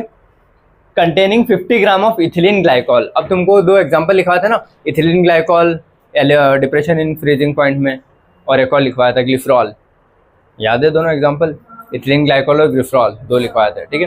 तो इथिलीन ग्लाइकॉल को जब 200 ग्राम वाटर में रखा है मैंने, कितने टेम्परेचर पे, -9.3 पे, तो बोल रहा है कितनी बर्फ सेपरेट होगी। तो एक सिंपल मैनर में इसको समझते हैं कि पानी कितना है उसके पास, 200 ग्राम टोटल पानी था, उसमें इथिलीन कितना डाला है इसने, 50 ग्राम। तो ज़रूरी है कि 50 ग्राम इथिलीन डालने पे पूरा के पूरा 200 बर्फ में जम जाए इतने टेम्परेचर पे।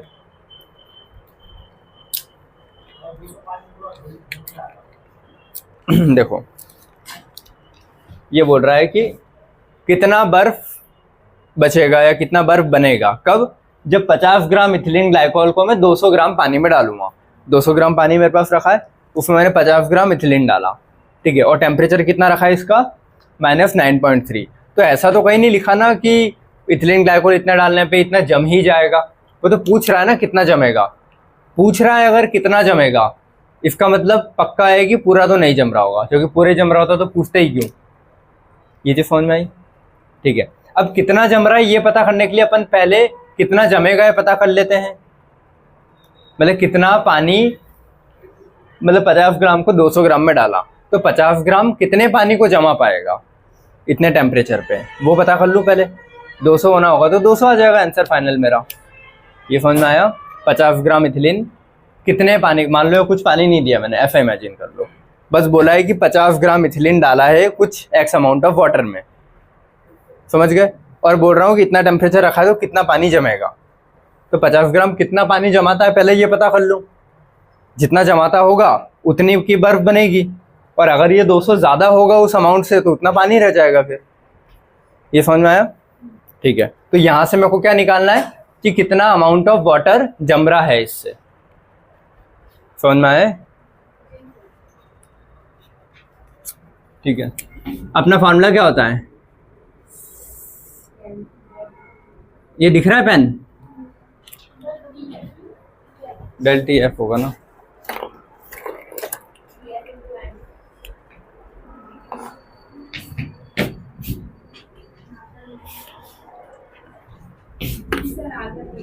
ΔT = KF × M, ये होता है चेंज इन टेम्परेचर। चेंज मतलब उसने बोला है ना कि -9.3 तक किया है, 0 पे फ्रीज होता है, यहाँ तक किया तो चेंज कितना का 9.3 का ही है, तो या तो मैं करूँ 0 माइनस -9.3 तो भी वो प्लस में आएगा। और बोला था मैंने सिंबल का कोई मतलब मत रखना, सीधा देख लेना अगर 0 पे फ्रीज हो रहा है -9.3 तक गया है तो डिफरेंस कितने का है, 9.3 का ही तो है।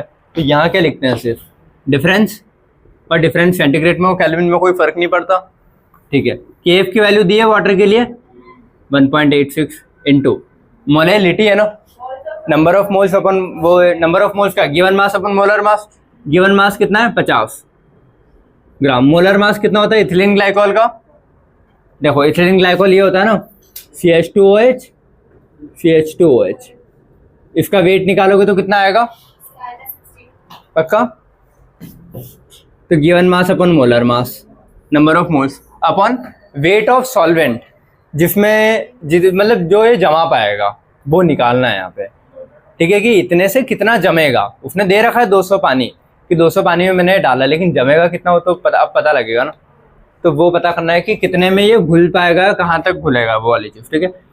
ये इंटू, अगर ये ml में लिख रहा हूँ तो, क्योंकि सब ग्राम में दिया तो ml में रख देता हूँ, रुको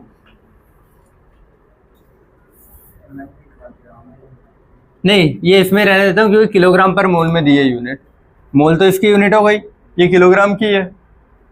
अरे KF equal to delta T by m आएगा ना, तो डेल्टी का तो उसने दे दिया है केल्विन और नीचे m का दे रखा है किलोग्राम पर मोल, तो वो किलोग्राम में रहने दो, तो इतने ही रहने दो, ठीक है। अब इसको सॉल्व कर लूँ, हाँ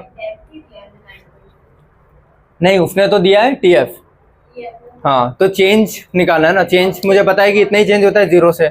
अगर इसका फ्रीजिंग पॉइंट कुछ और होता, पानी नहीं होता और मान लो 3 फ्रीजिंग होता, तो फिर मेरे को देखना पड़ता है कि 3 और 9.3 के बीच में गैप कितना है, हाँ तो फिर मैं माइनस करता वो, ठीक है। लेकिन 0 है तो मुझे पता है 0 से क्या ही जितना दिख रहा है उतना ही गैप है, तो इसलिए सिंपल पड़ता है, ठीक है।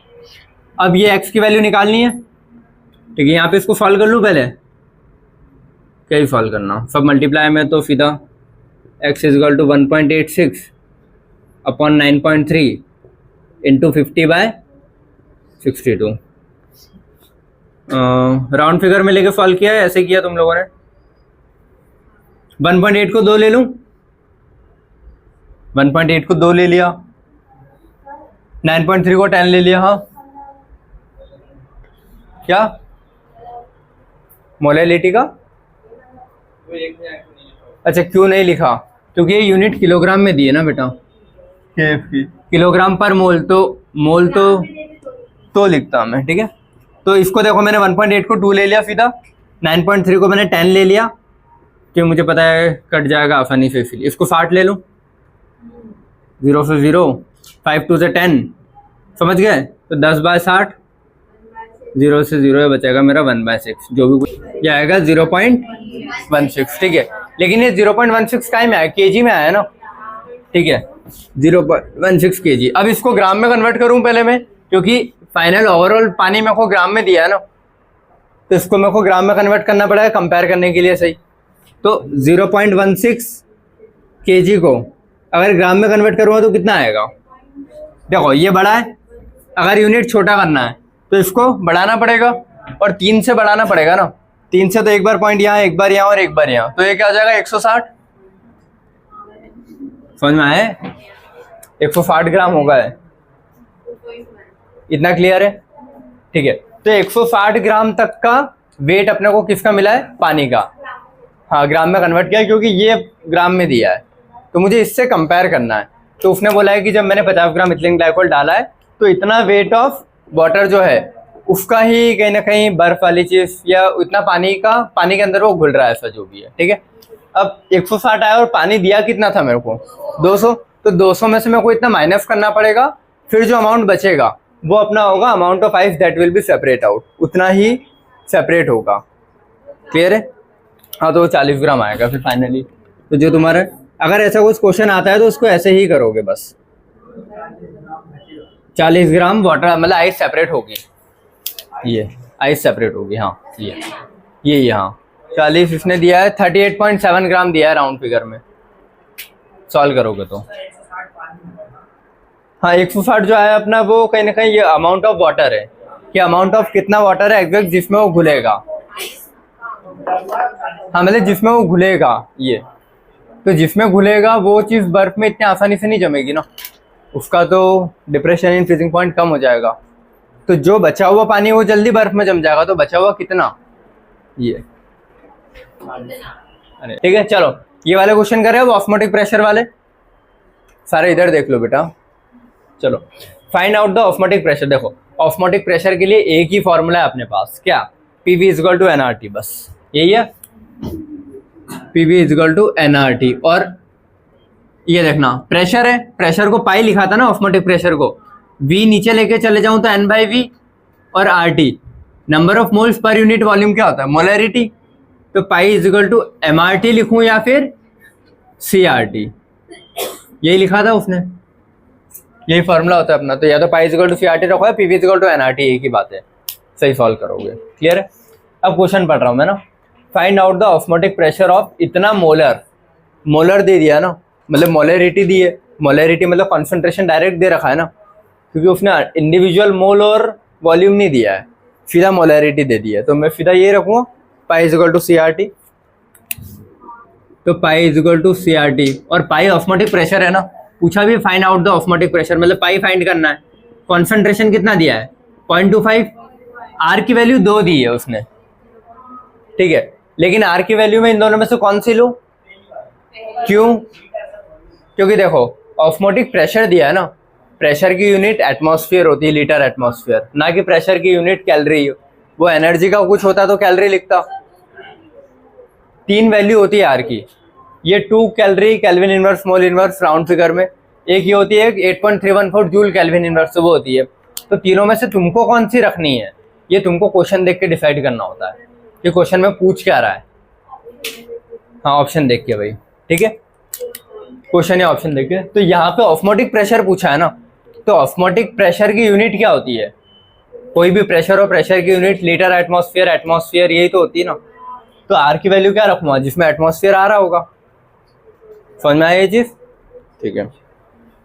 तो यहाँ पे कौन सी यूनिट रखूँगा, 0.0821। टेम्परेचर हमेशा केल्विन में ही रखोगे, याद रखना, ठीक है। तो टेम्परेचर दिया है में सेंटीग्रेड में, केल्विन में कितना होता है, जब भी केल्विन में कन्वर्ट करना होता है तो कितना ऐड करते हैं, 273, क्योंकि K equal to C plus 273 होता है। तो C में 273 ऐड कर दूंगा तो केल्विन में कन्वर्ट हो जाता है। तो इसमें कितना 27 ऐड करूँगा तो कितना आएगा, 300, यही ना। इसमें 300 को मल्टीप्लाई करोगे तो तुम्हारी पाई की एग्जैक्ट वैल्यू आ जाएगी, कितनी आएगी, 6.5।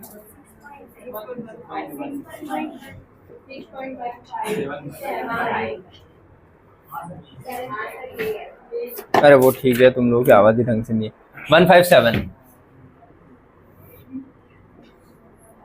ठीक है, 6.157 इसका आंसर आएगा, एग्जैक्ट कैलकुलेट कर लेना, 157, ठीक है। राउंड फिगर में भी कर सकते हो, और सीधा काटना है तो कैलकुलेटर से काट लेना। क्लियर है। अगला सॉल्व करें, ठीक है, कोई डाउट, अभी पढ़ाना है वो, हाँ, क्योंकि अप्रोच सेम ही है, बस उसमें आई का मल्टीप्लाई करना है, करना क्या है। हाँ तो कल करवाओ ना, कल लास्ट लेक्चर है, कल वेंटो फैक्टर पढ़ा के छोटा सा टॉपिक है, थ्योरी का पोर्शन से देखे तो, और क्वेश्चन करवाने बस उसको मुझे, ठीक है। तो कल करवा के खत्म कर दूंगा मैं, ये वाला चैप्टर कल हो जाएगा ना मोस्ट प्रोबेबली खत्म। चलो अगला क्वेश्चन करें, 2 solution of glucose.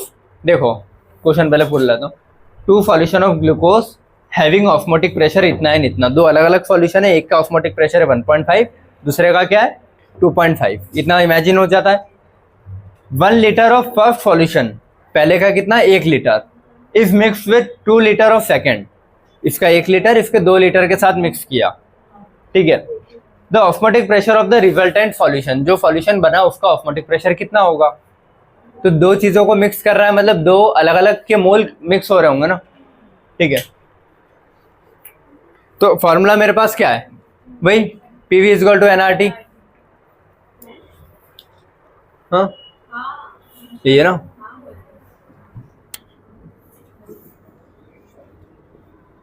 PV equal to NRT, देखो या फिर पाई V इक्वल टू NRT,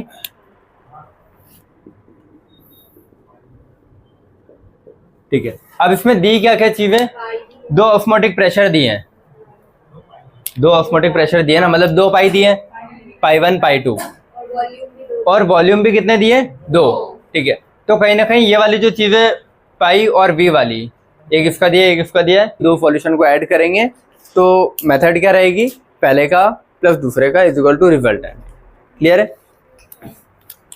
तो यहाँ पे क्या हो जाएगा मेरा, pi 1 V 1 plus pi 2 V 2, क्योंकि दो सॉल्यूशन के पाई और 2 के वॉल्यूम दिए है ना, तो 2 के दिए तो फिर दोनों को ऐड ही करना है, is equal to pi resultant into V 1 plus V 2।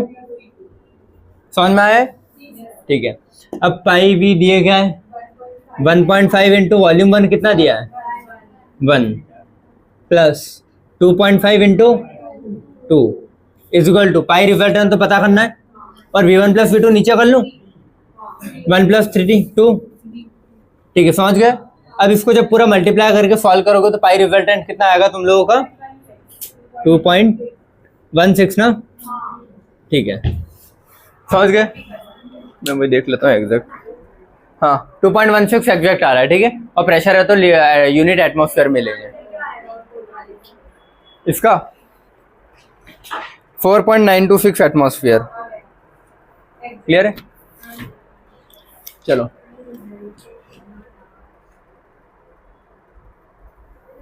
अगला वाला करें सभी, चलो हाँ। 18 gram of glucose and 6 gram of urea dissolved in 1 litre of solution. देखो दो वैरायटी के क्वेश्चन तुमको थ्योरी में सिखाया था मैंने। अगर दो सॉल्यूशन को मिक्स कर रहे हैं अलग अलग, कि एक ये सॉल्यूशन है जिसका पाई और वी सब दिया है, इसका पाई और वी दिया है, और इनको तीसरे एक डब्बे में मिक्स कर रहे हैं, तो फॉर्मूला ये लगता है। लेकिन अगर ऐसा है कि सॉल्यूशन एक ही है, उसमें दो अलग अलग चीज़ के मोल ऐड किए हैं, तो दो अलग अलग चीज़ के मोल ऐड किए तो सिर्फ मोल ही ऐड करूँगा मैं, वॉल्यूम तो सेम ही रहेगा ना, तो वही इसमें आएगा। अभी पढ़ते हैं, देखो ठीक है। 18 gram glucose and 6 gram urea are dissolved in 1 litre aqueous solution. तो मेरे पास टंकी कितने की थी, 1 लीटर, उसमें मैंने थोड़ा ग्लूकोज डाला थोड़ा यूरिया डाला, तो वॉल्यूम तो चेंज नहीं है ना, वॉल्यूम तो 1 लीटर ही है, लेकिन मोल दो अलग अलग डाले यहाँ पे। तो यहाँ पे जो फार्मूला लगेगा उसमें वॉल्यूम वाली चीज़ एक ही रहेगी, मोल वाली चीज़ दो रहेगी, क्योंकि दो मोल ऐड किया, ठीक है। The osmotic pressure of the solution will be, osmotic pressure का एक ही फार्मूला है, PV is equal to NRT. देखो जब दो सॉल्यूशन लेता अलग अलग तो pi 1 V 1 plus pi 2 V 2 is equal to वो करता, लेकिन अभी इसने क्या बोला, सॉल्यूशन तो एक ही है, एक ही सॉल्यूशन है तो फार्मूला एक ही है, लेकिन मोल दो है ना, तो इसका क्या हो जाएगा, पाई वी इज इक्वल टू 2 मोल है तो N1 plus N2 into RT। ये समझ में आया? तो अगर सिर्फ मोल्स ऐड कर रहा हूँ एक ही सॉल्यूशन में 2-3 अलग अलग, तो सारे मोल जोड़ दूंगा, लेकिन अलग अलग सॉल्यूशन ही ऐड कर रहा हूँ 3-4 एक साथ, तो फिर ये वाला रहेगा, पहले का प्लस दूसरे का प्लस तीसरे का चौथा is equal to resultant plus into total volume. Clear है? चलो ये आया। अब इसमें पाई क्या दिया है, ये पाई तो पता करना है ना। वॉल्यूम कितना दिया है, 1 litre is equal to number of moles पहले के given mass upon 180 molar mass, दूसरे का given mass upon 60 molar mass into RT। यहाँ पे आर क्या रखूँ, वही पता क्या करना है, पाई पता करना है ना। पाई क्या होता है, प्रेशर, प्रेशर की यूनिट क्या होती है, एटमॉस्फेयर, तो एटमॉस्फेयर वाली यूनिट का जो भी वैल्यू है तो 0.081 लीटर एटमॉस्फेयर इंटू टेम्परेचर कितना दिया 27, केल्विन में करूँगा तो 300 हो जाएगा, समझ में आता है ना, 273 से ऐड करूँगा तो ये बस। अब जब इसको पूरा सॉल्व कर लोगे तो पाई इज इक्वल टू क्या आएगा, पूरा सॉल्व करके देखना। देखो 18 से 18 कट गया तो 1/10 है तो 0.1 प्लस 0.1 तो इंटू 0.0821 इंटू 300, तो ये हो जाएगा 0.2 इंटू ये करोगे और जो भी आंसर आ रहा होगा उसमें इंटू ये करोगे तो फाइनल आंसर कितना आएगा 4.926 ATM, क्योंकि प्रेशर है तो ATM लिख रहे हैं ना। जितने फॉर्मूले लिखे थे देखो सबसे क्वेश्चन कर लिए। Pi is equal to CRT से एक हो गया, दो सॉल्यूशन को मिला रहे हैं तो ये हो गया, दो मोल मिला रहे हैं एक ही सॉल्यूशन में तो ये हो गया, और ये 3 ही फॉर्मूले थे अपने इसमें। समझ में आया? अगला वाला करें, हाँ है ना, जल्दी बैठो। समझ में आ रहा है ना सभी को? 3 फॉर्मूले थे, तीनों से क्वेश्चन होगा। अब बस यहाँ से कॉमन सेंस अप्रोच लगेगा कि जो बोला है क्वेश्चन में वो करते जाओ, दैट्स इट, ठीक। और ये चीज़ प्रैक्टिस से ही आती है, याद रखना, कि तुम सोचो कि 1-2 क्वेश्चन कर लो और आ जाए, नहीं आएगी जब तक बहुत सारे ऐसे अलग अलग नहीं कर लेते, ठीक है। चलो अब सॉल्यूशन कंटेनिंग 10 ग्राम पर डेसीमीटर क्यूब ऑफ यूरिया, ठीक है। चलो इज आइसोटोनिक विथ, 2 चीज दे दी ना, एक सॉल्यूशन जिसमें इतना ग्राम यूरिया दिया है, आइसोटोनिक है इतना % solution of non volatile solute से, तो 2 अलग अलग दे रखे और दोनों आपस में कैसे आइसोटोनिक। आइसोटोनिक मतलब इनके पाई बराबर होते हैं, लिखवाया था। ऑस्मोटिक प्रेशर जब बराबर हो जाता है तो π1 = π2, और हाइपरटोनिक हाइपो के भी लिखवाए थे, है ना। तो आइसो मतलब π1 π2 बराबर होते हैं। With a 5% solution of non volatile solute the molecular mass of non volatile solute पूछा है। अब कैसे निकालूं नहीं पता, तो आइसोटोनिक वर्ड का मतलब तो पता है ना मेरे को, π1 = π2, और ये पाई किसका, यूरिया का, और दूसरा किसका है, सॉल्यूट का, जो भी कुछ दिया है। ये क्या है, पाई = CRT होता है, ठीक है। तो पाई = C1RT, क्योंकि कुछ दिया नहीं है तो टेम्परेचर कुछ चेंज नहीं किया है, ठीक है। आइसोटोनिक विद ये जो भी कुछ, ठीक है। C2RT, RT से RT तो कट जाएगा, तो C1 = C2, मतलब कॉन्सेंट्रेशन है ना दोनों के, मतलब दोनों की मोलरिटी बराबर है। आइसोटोनिक मतलब क्या, मोलरिटी बराबर है ना, मोलरिटी दोनों की लिख दूं मैं अब, ठीक है। मोलरिटी क्या होता है, number of moles upon volume of solution in ml × 1000, ठीक है। इसके नंबर ऑफ मोल्स, पहले वाले के नंबर ऑफ मोल्स क्या होता है, गिवन मास अपन मोलर मास। गिवन मास कितना दिया, 10 अपन वॉल्यूम ऑफ सॉल्यूशन कितना है, FRE। गिवन मास अपन मोलर मास कितना है, 60 अपन वॉल्यूम ऑफ सॉल्यूशन दिया है क्या कुछ, उसने लिखा है 10 ग्राम पर डेसीमीटर, मतलब 10 ग्राम 1 डेसीमीटर क्यूब में, और 1 डेसीमीटर क्यूब होता है 1 लीटर। समझ में आया ये चीज, 1 लीटर मतलब 1000 ग्राम, मतलब 1000 ml, ठीक है। तो नीचे 1000 ml लिखूं या सीधा 1 लीटर लिख दूं, 1 लीटर ही लिख देता हूं ताकि कंफ्यूजन ना रहे। और अगर यहाँ 1000 लिख रहा हूँ तो यहाँ भी 1000 का मल्टीप्लाई करना पड़ेगा, तो मैं लिख रहा हूँ सीधा 1 लीटर, क्योंकि इसको जब डिकोड करोगे ना तो इसका मतलब ये है बेटा ना, इसका मतलब क्या है,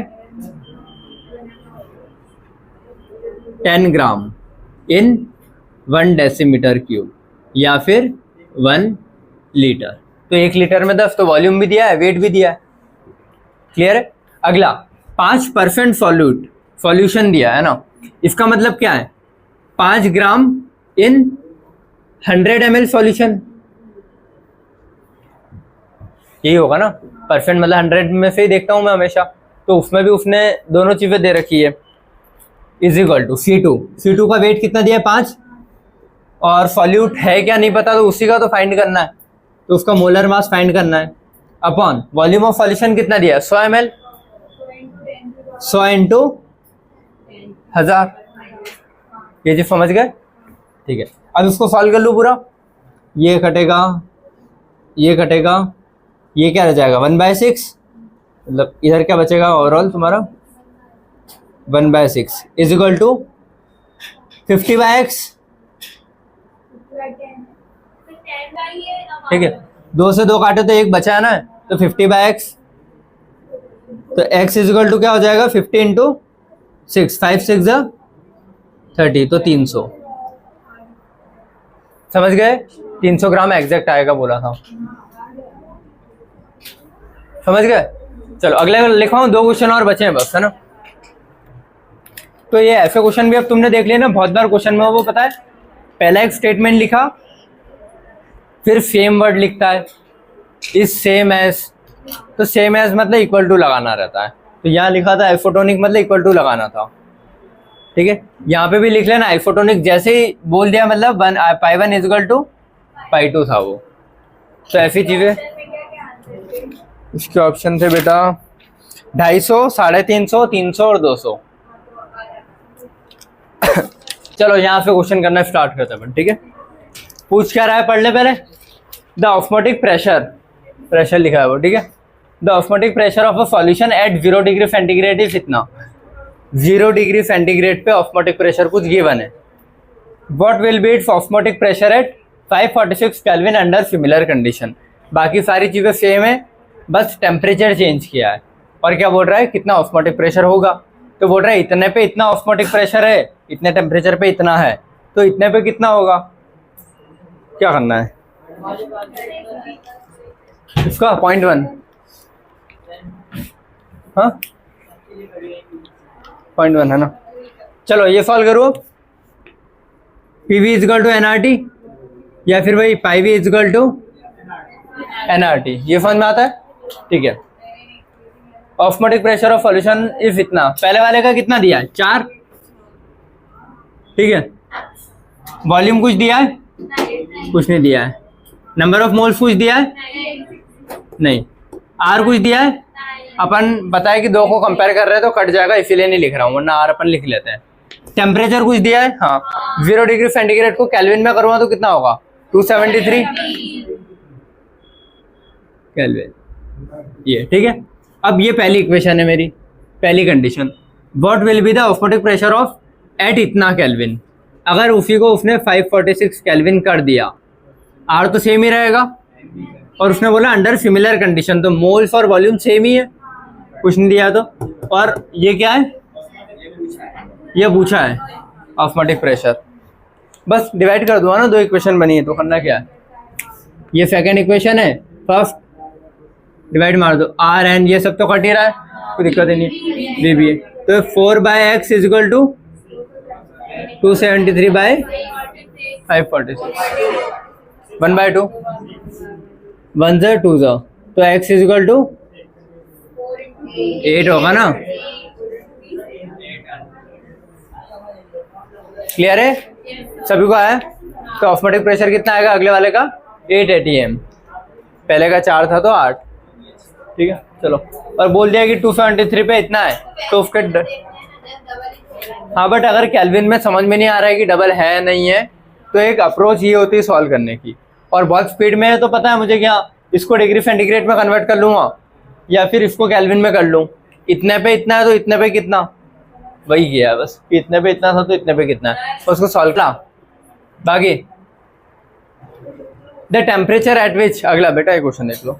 the temperature at which 10% aqueous solution, weight by volume दिया है ना, तो वेट बाय वॉल्यूम दिया, इसका मतलब क्या हुआ, 10 ग्राम इन 100 ml, क्योंकि वेट और वॉल्यूम, तो इसको मैंने डिकोड करके लिख दिया ग्लूकोज के लिए। Will exhibit the osmotic pressure of इतना, उसका ऑस्मोटिक प्रेशर दिया है इतना, और टेम्परेचर पूछा है, समझ गया ना। टेम्परेचर एट विच जो इस, तो मैंने बोला था हमेशा जो पूछता है वो पहले लिखता है और आखिरी में इज लिख देता है, तो ये रहता है, और बाकी बीच में डाटा दे के रखता है। क्लियर है। तो टेम्परेचर पूछा और बाकी सब चीज़ें दी है। तो भाई ऑस्मोटिक प्रेशर दिया तो वो क्या रहेगा अपना, P V equal to N R T या pi V equal to N R T. Clear है। Pi equal to N by V R T. Pi कितना दिया है, 16.4 दिया है ना। ऑस्मोटिक प्रेशर ये रहा बेटा, 16.4 दिया है। नंबर ऑफ मोल्स कुछ दिए हैं क्या, नहीं दिया, लेकिन वेट दिया है ना। तो गिवन मास अपॉन मोलर मास ग्लूकोज का है ना 180 अपॉन वॉल्यूम ऑफ सॉल्यूशन कितना दिया है इसने, कुछ दिया है वॉल्यूम, अबे ये रहा 100 ml वॉल्यूम दिया है ना। तो 100 ml वॉल्यूम और ml में तो 1000 का मल्टीप्लाई करूंगा, ठीक है, इनटू आर। आर की वैल्यू क्या रखूं, एटमॉस्फेयर, क्योंकि ऑस्मोटिक प्रेशर दिया तो एटमॉस्फेयर के हिसाब से रखूंगा, तो 0.0821, ठीक है, वो नहीं देता तो भी ये रखता, ठीक है, इनटू या फिर 0. अच्छा हाँ मैंने कुछ गलत लिख दिया, 0.0821 होता है, 082 तक लिखा है तो वही लिखा हूँ, ठीक है। और टेम्परेचर तो फाइंड ही करना है, ठीक है, टी फाइंड करना है। तो बाकी सारी चीज़ों को इधर कैंसिल आउट करके इसकी डिवाइड में कर दूंगा तो टी आ जाएगा, समझ गए सब। और कितना आएगा टी, कितना आ रहा था, अच्छा आ नहीं रहा था, ये वही वाला था। देखो 1 2 1 2। इसको अगर मैं राउंड फिगर में 0.9 करूँ क्या? अरे वो तो ठीक है, 1000 कुछ ज़्यादा हो जाएगा यार। 1 0 से 1 0 और काट दिया, इस 0 से ये वाला 0 भी काट दिया, तो बचा क्या मेरा पास?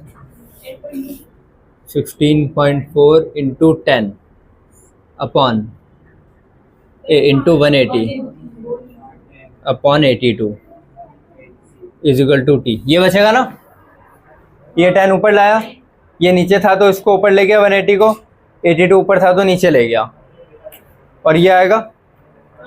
ठीक है, एक पॉइंट और हटा के नीचे 10 से ये कट गया। ठीक है, अब बहुत राउंड फिगर में करता हूँ मैं। ठीक है, चलो 160 10 20 और 80, 0 से 0, 8 1 8, 8 2 16, ये 20 और 20 400 राउंड फिगर में। तो राउंड फिगर में 400 आ रहा है ना, एग्जैक्ट करोगे तो कम ही आएगा, मैंने राउंड फिगर में लेके 400 आ रहा है। ठीक है, अगर एग्जैक्ट मल्टीप्लिकेशन कुछ करोगे तो 360 के आसपास आ रहा है वो। ठीक है, समझ गए कैसे किया है? तो 400 क्या केल्विन, क्योंकि ये यूनिट में था ना, केल्विन इनवर्स मोल सब, तो ये भी काय में आएगा अपना केल्विन में। क्वेश्चन करते हैं ना, the molar elevation of a unknown solution is equal to the, अब देखो कोई एक वर्ड मिल गया ना क्वेश्चन में, क्या इज इक्वल टू द, मतलब बोल दिया कोई ना कोई चीज किसी के बराबर है, और क्या बराबर है? Molar elevation constant, the molar elevation of an unknown solution is equal to the molar elevation of इतना मोलर ये, और कॉन्सेंट्रेशन फाइंड करना है। मोलर एलिवेशन क्या होता है? एलिवेशन मतलब के उसके लिए होगा ना, टी के लिए, मतलब के बॉइलिंग के लिए, के बी अपना ये होता है del T is equal to K B into M, boiling है तो। ठीक है, और इसने बोला ना एलिवेशन, एलिवेशन मतलब बढ़ता काय में? बॉइलिंग वाले में, और यही होता है मोलर एलिवेशन कांस्टेंट, यूबिलोस्कोपिक कांस्टेंट। ठीक है, तो मोलर एलिवेशन दोनों के बराबर है, तो del T B by M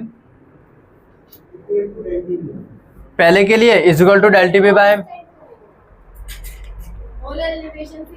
हाँ वो समझ जाना चाहिए, मोलर एलिवेशन मतलब मोलर एलिवेशन कांस्टेंट है। ठीक है, तो अब गिवन क्या हो गया? Del T B upon M पहले वाले का is equal to del T B by M दूसरे वाले का, जो लिखा था ना मोलर एलिवेशन 2 के बराबर है, तो पहले का इज इक्वल टू दूसरे का, या फिर बोलूँ के बी पहले का is equal to K B दूसरे का। समझ में आया ऐसे किया? देखो अपन मोलर एलिवेशन कांस्टेंट की डेफिनेशन लिखवाई थी ना मैंने, याद है? किसकी? केबी की। केबी की डेफिनेशन क्या बोलते थे?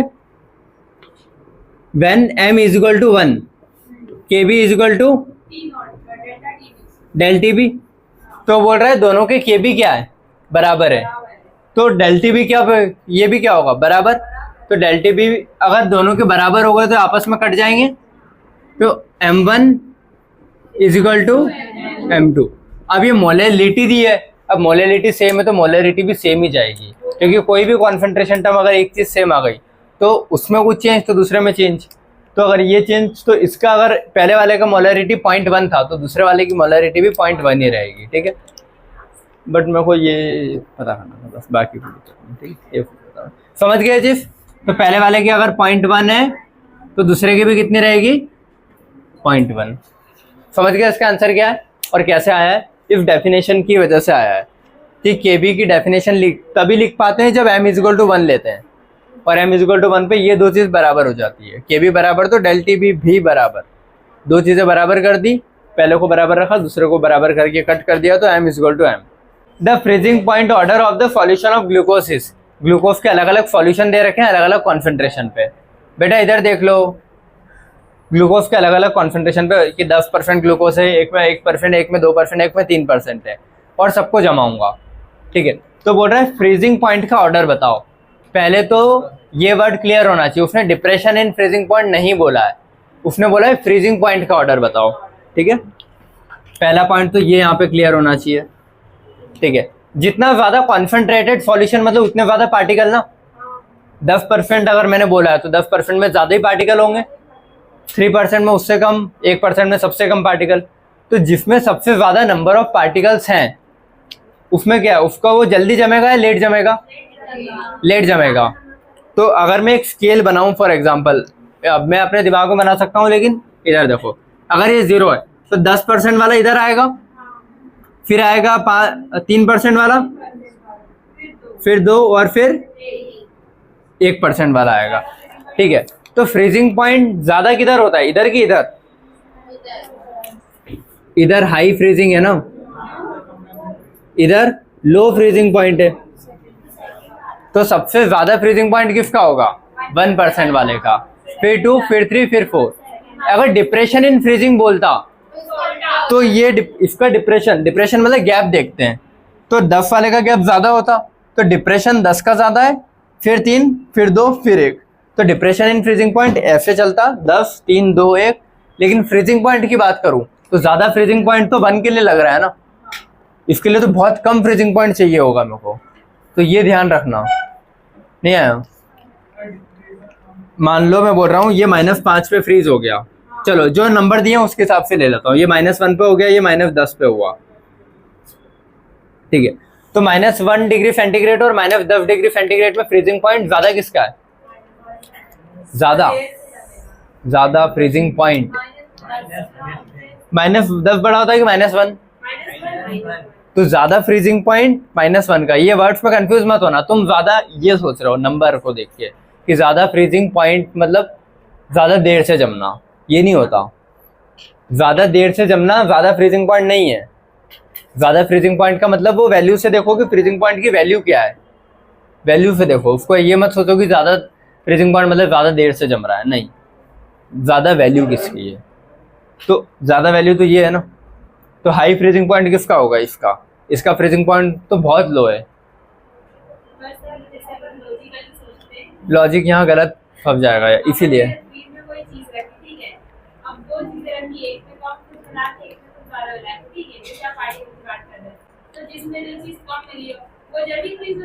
हाँ, वो लेट फ्रीज होगा।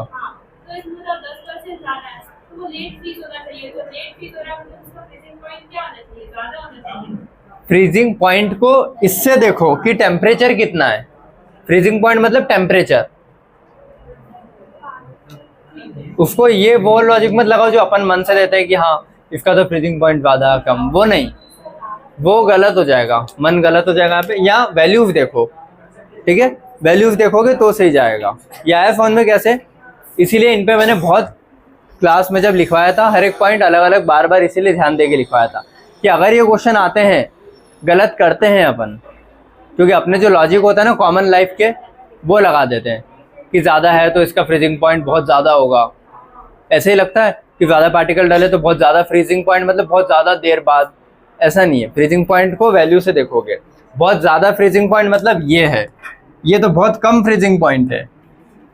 ठीक है, तो कॉन्सेंट्रेशन जिसका होता है वो बहुत कम फ्रीजिंग पॉइंट पे जमता है। तो टेबल बना मतलब स्केल बना लेना, उसके हिसाब से देखना, तो कभी गलत नहीं होगा। समझ गए? तो इसका आंसर क्या है? ये है इसका फ्रीजिंग क्या, डिप्रेशन इन फ्रीजिंग पॉइंट अगर पूछता तो गैप देखता ना मैं कि यहाँ से यहाँ तक में डिप्रेशन कितना है, 10 डिग्री का है, यहाँ से यहाँ तक में 3 का, यहाँ से यहाँ तक में 2 का, यहाँ से यहाँ तक में 1 का। अगर इनको अपने अपने वैल्यू के हिसाब से डिग्रीज लेता हूँ तो जितने कम पार्टिकल उतना ज़्यादा फ्रीजिंग पॉइंट। यही बोल रहा हूँ कि वैल्यू से याद रखो।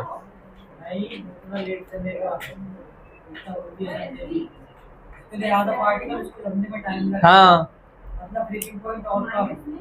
हाँ हाँ, हमने भी तो यही बोला इतनी देर से। ठीक है, समझ गए सब? तो इसको वैल्यू से देखना है ऐसे स्केल पे बना करके। फिर वो बोले कि हाई फ्रीजिंग, तो वैल्यू को देखना, ये हाई फ्रीजिंग है, ये लो फ्रीजिंग है, तो वहाँ लिख लो तुम लोग कॉपी में, ये हाई फ्रीजिंग है और ये क्या है, लो फ्रीजिंग पॉइंट है। ये ऐसा बना के लिख लो कि इस साइड हाई फ्रीजिंग पॉइंट है, ये मतलब ये हाई है और ये लो फ्रीजिंग पॉइंट है, ऐसा लिखो तो याद रहेगा वो। क्लियर है? और डिप्रेशन इन फ्रीजिंग पॉइंट का ऑर्डर पूछता तो ये था फिर फर्स्ट कि 10 डिग्री वाला ज़्यादा डिप्रेस इन फ्रीजिंग पॉइंट है। तो अगर लिखना है तो ये वाला ऑर्डर किसका है,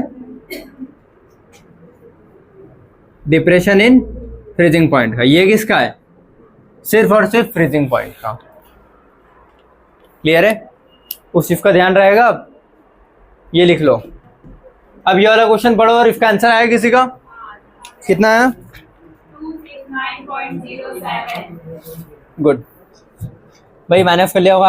5% सॉल्यूशन बाय मास, इसका मतलब समझ में आता है 5 ग्राम इन 100 ग्राम, ठीक है। 5% सॉल्यूशन बाय मास, क्लियर है। Of cane sugar in water has freezing point of इतना केल्विन, उसका फ्रीजिंग पॉइंट कितना है, कुछ दिया है। And freezing point of pure water, pure water कितने पे फ्रीज होता है, इतने पे। उसमें कुछ कैन शुगर मिलाने पे फ्रीजिंग पॉइंट कम होता है, सही बात है। इधर बेटा अब इधर देख लो, है ना। अगर तुमको नहीं डाउट आते हैं तो कोई बात नहीं, लेकिन जो मुझे आ रहा है वो तो क्लियर कर लिया करो, ठीक है। वरना एग्जाम में जिस दिन तुमको फिर चीज़ें समझ में आने लगेगी ना, उस दिन यही डाउट आएंगे कि अब कैसे आए हैं, अभी तो कुछ नहीं आता तो कुछ नहीं आ रहे। जिस दिन समझ में आएगी उस दिन फिर ही आते हैं डाउट, ठीक है। चलो मैं बढ़ूँ question. 5% solution by mass of cane sugar in water has freezing point इतना केल्विन, कि मार्क करते जाता हूँ, चीज़ें बताते जाता हूँ। कैन शुगर क्या होता है, सुक्रोज, फ्रूट मतलब कैन शुगर सुक्रोज होता है, ठीक है। सुक्रोज 5% दिया है और उसका फ्रीजिंग पॉइंट कुछ दिया है।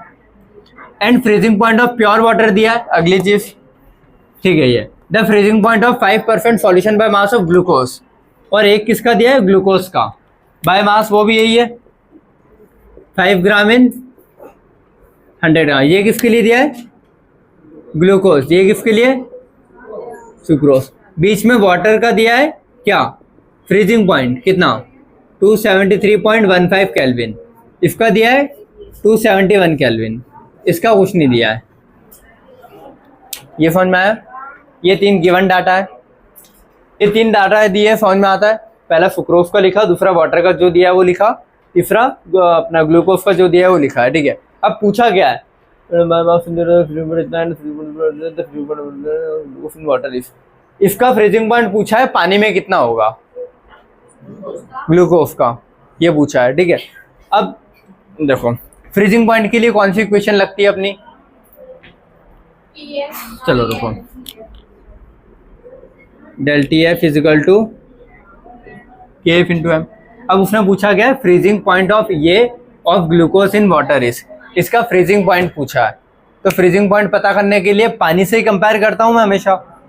तो चेंज और पानी का अगर पता लग, पानी का तो मेरे को पता है, इसका अगर चेंज पता लग जाए तो मैं माइनस कर सकता हूँ ना सीधा पानी से। पानी अगर 0 पे होता तो सीधा माइनस लगा देता, लेकिन पानी इसने जो भी दिया है वहाँ से मेरे को माइनस करना है, तो मुझे उसके लिए चेंज तो आना चाहिए ना। कुछ समझ में आ रहा है, नहीं आ रहा है ना, लग रहा है। ये 3 गिवन डाटा है, पूछा गया है, ये पूछा है the freezing point of a 5% solution of glucose in water is, मतलब फ्रीजिंग पॉइंट पूछा है ग्लूकोज का पानी में। ग्लूकोज को जब पानी में डालूंगा तो उसका फ्रीजिंग पॉइंट कितना होगा, तो वो कहाँ से पता लगेगा, यहीं से। के एफ तो पता रहता है, एम निकाल लूँगा गिवन अपॉन ये सबसे, लेकिन डेल टी एफ कैसे निकालूंगा, वो ऐसे पता करना है मेरे को। अब ये डेल टी एफ निकालने के लिए इसने बाकी की 2 हिंट दे रखी है, ये और ये, ठीक है। तो 2 इक्वेशन बना के कंपेयर कर पाऊंगा मैं, क्योंकि यहाँ से तो मैं सीधा नहीं निकाल पाऊंगा। ये समझ में आया, ठीक है। तो पहले वाले की इक्वेशन क्या बनेगी तुम्हारी, ये पहले वाले की इक्वेशन मान लेता हूँ। दूसरे वाले की क्या बनेगी, del T F is equal to K F into M, ठीक है। इन दोनों को जब डिवाइड करूँगा ना, दोनों इक्वेशन को, तो फिर मेरी कुछ कुछ चीज़ें रिलेट हो जाएगी, ठीक है। अब पहले वाले का चेंज कितना है, पहला वाला ओरिजिनल कितना है, पानी इतना, ये कितने पे हो रहा है, इतने पे, तो इन दोनों के बीच का गैप कितना है, 2.15। तो इसका गैप कितना आएगा, 2.15। ये गैप ही तो लिखते हैं हमेशा यहाँ पे। तो पानी और इसके बीच का गैप कितना आया, 2.15, वो लिखा। केएफ कुछ दिया है क्या?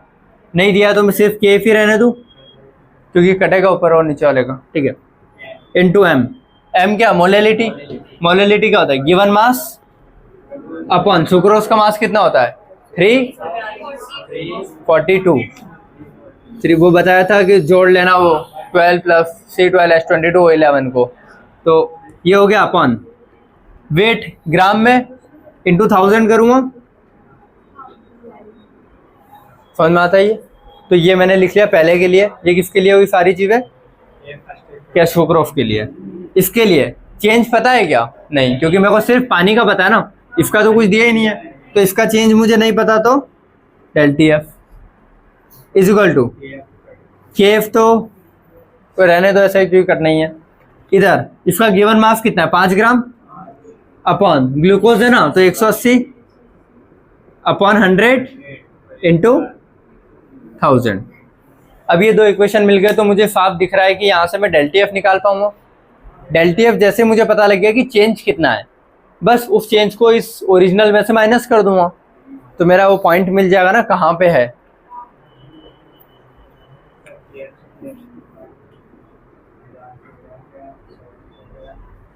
समझ गए? 2.15 by del T F is equal to 5/342 into 180 by 5, तो 5 से 5 भी कट जाएगा। ये चीज़ें जब पूरा सॉल्व करोगे तो डेल टी एफ कितना आएगा तुम्हारा?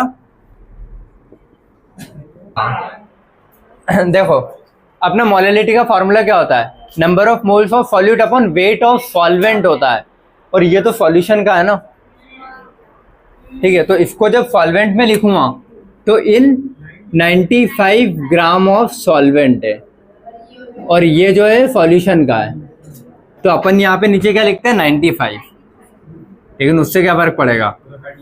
वो तो कट ही रहा है ना।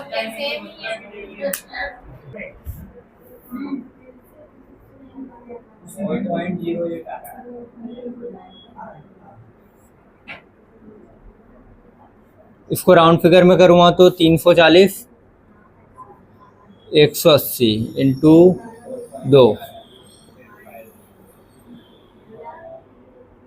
36 1 2 राउंड फिगर में 4, खत्म, ठीक है।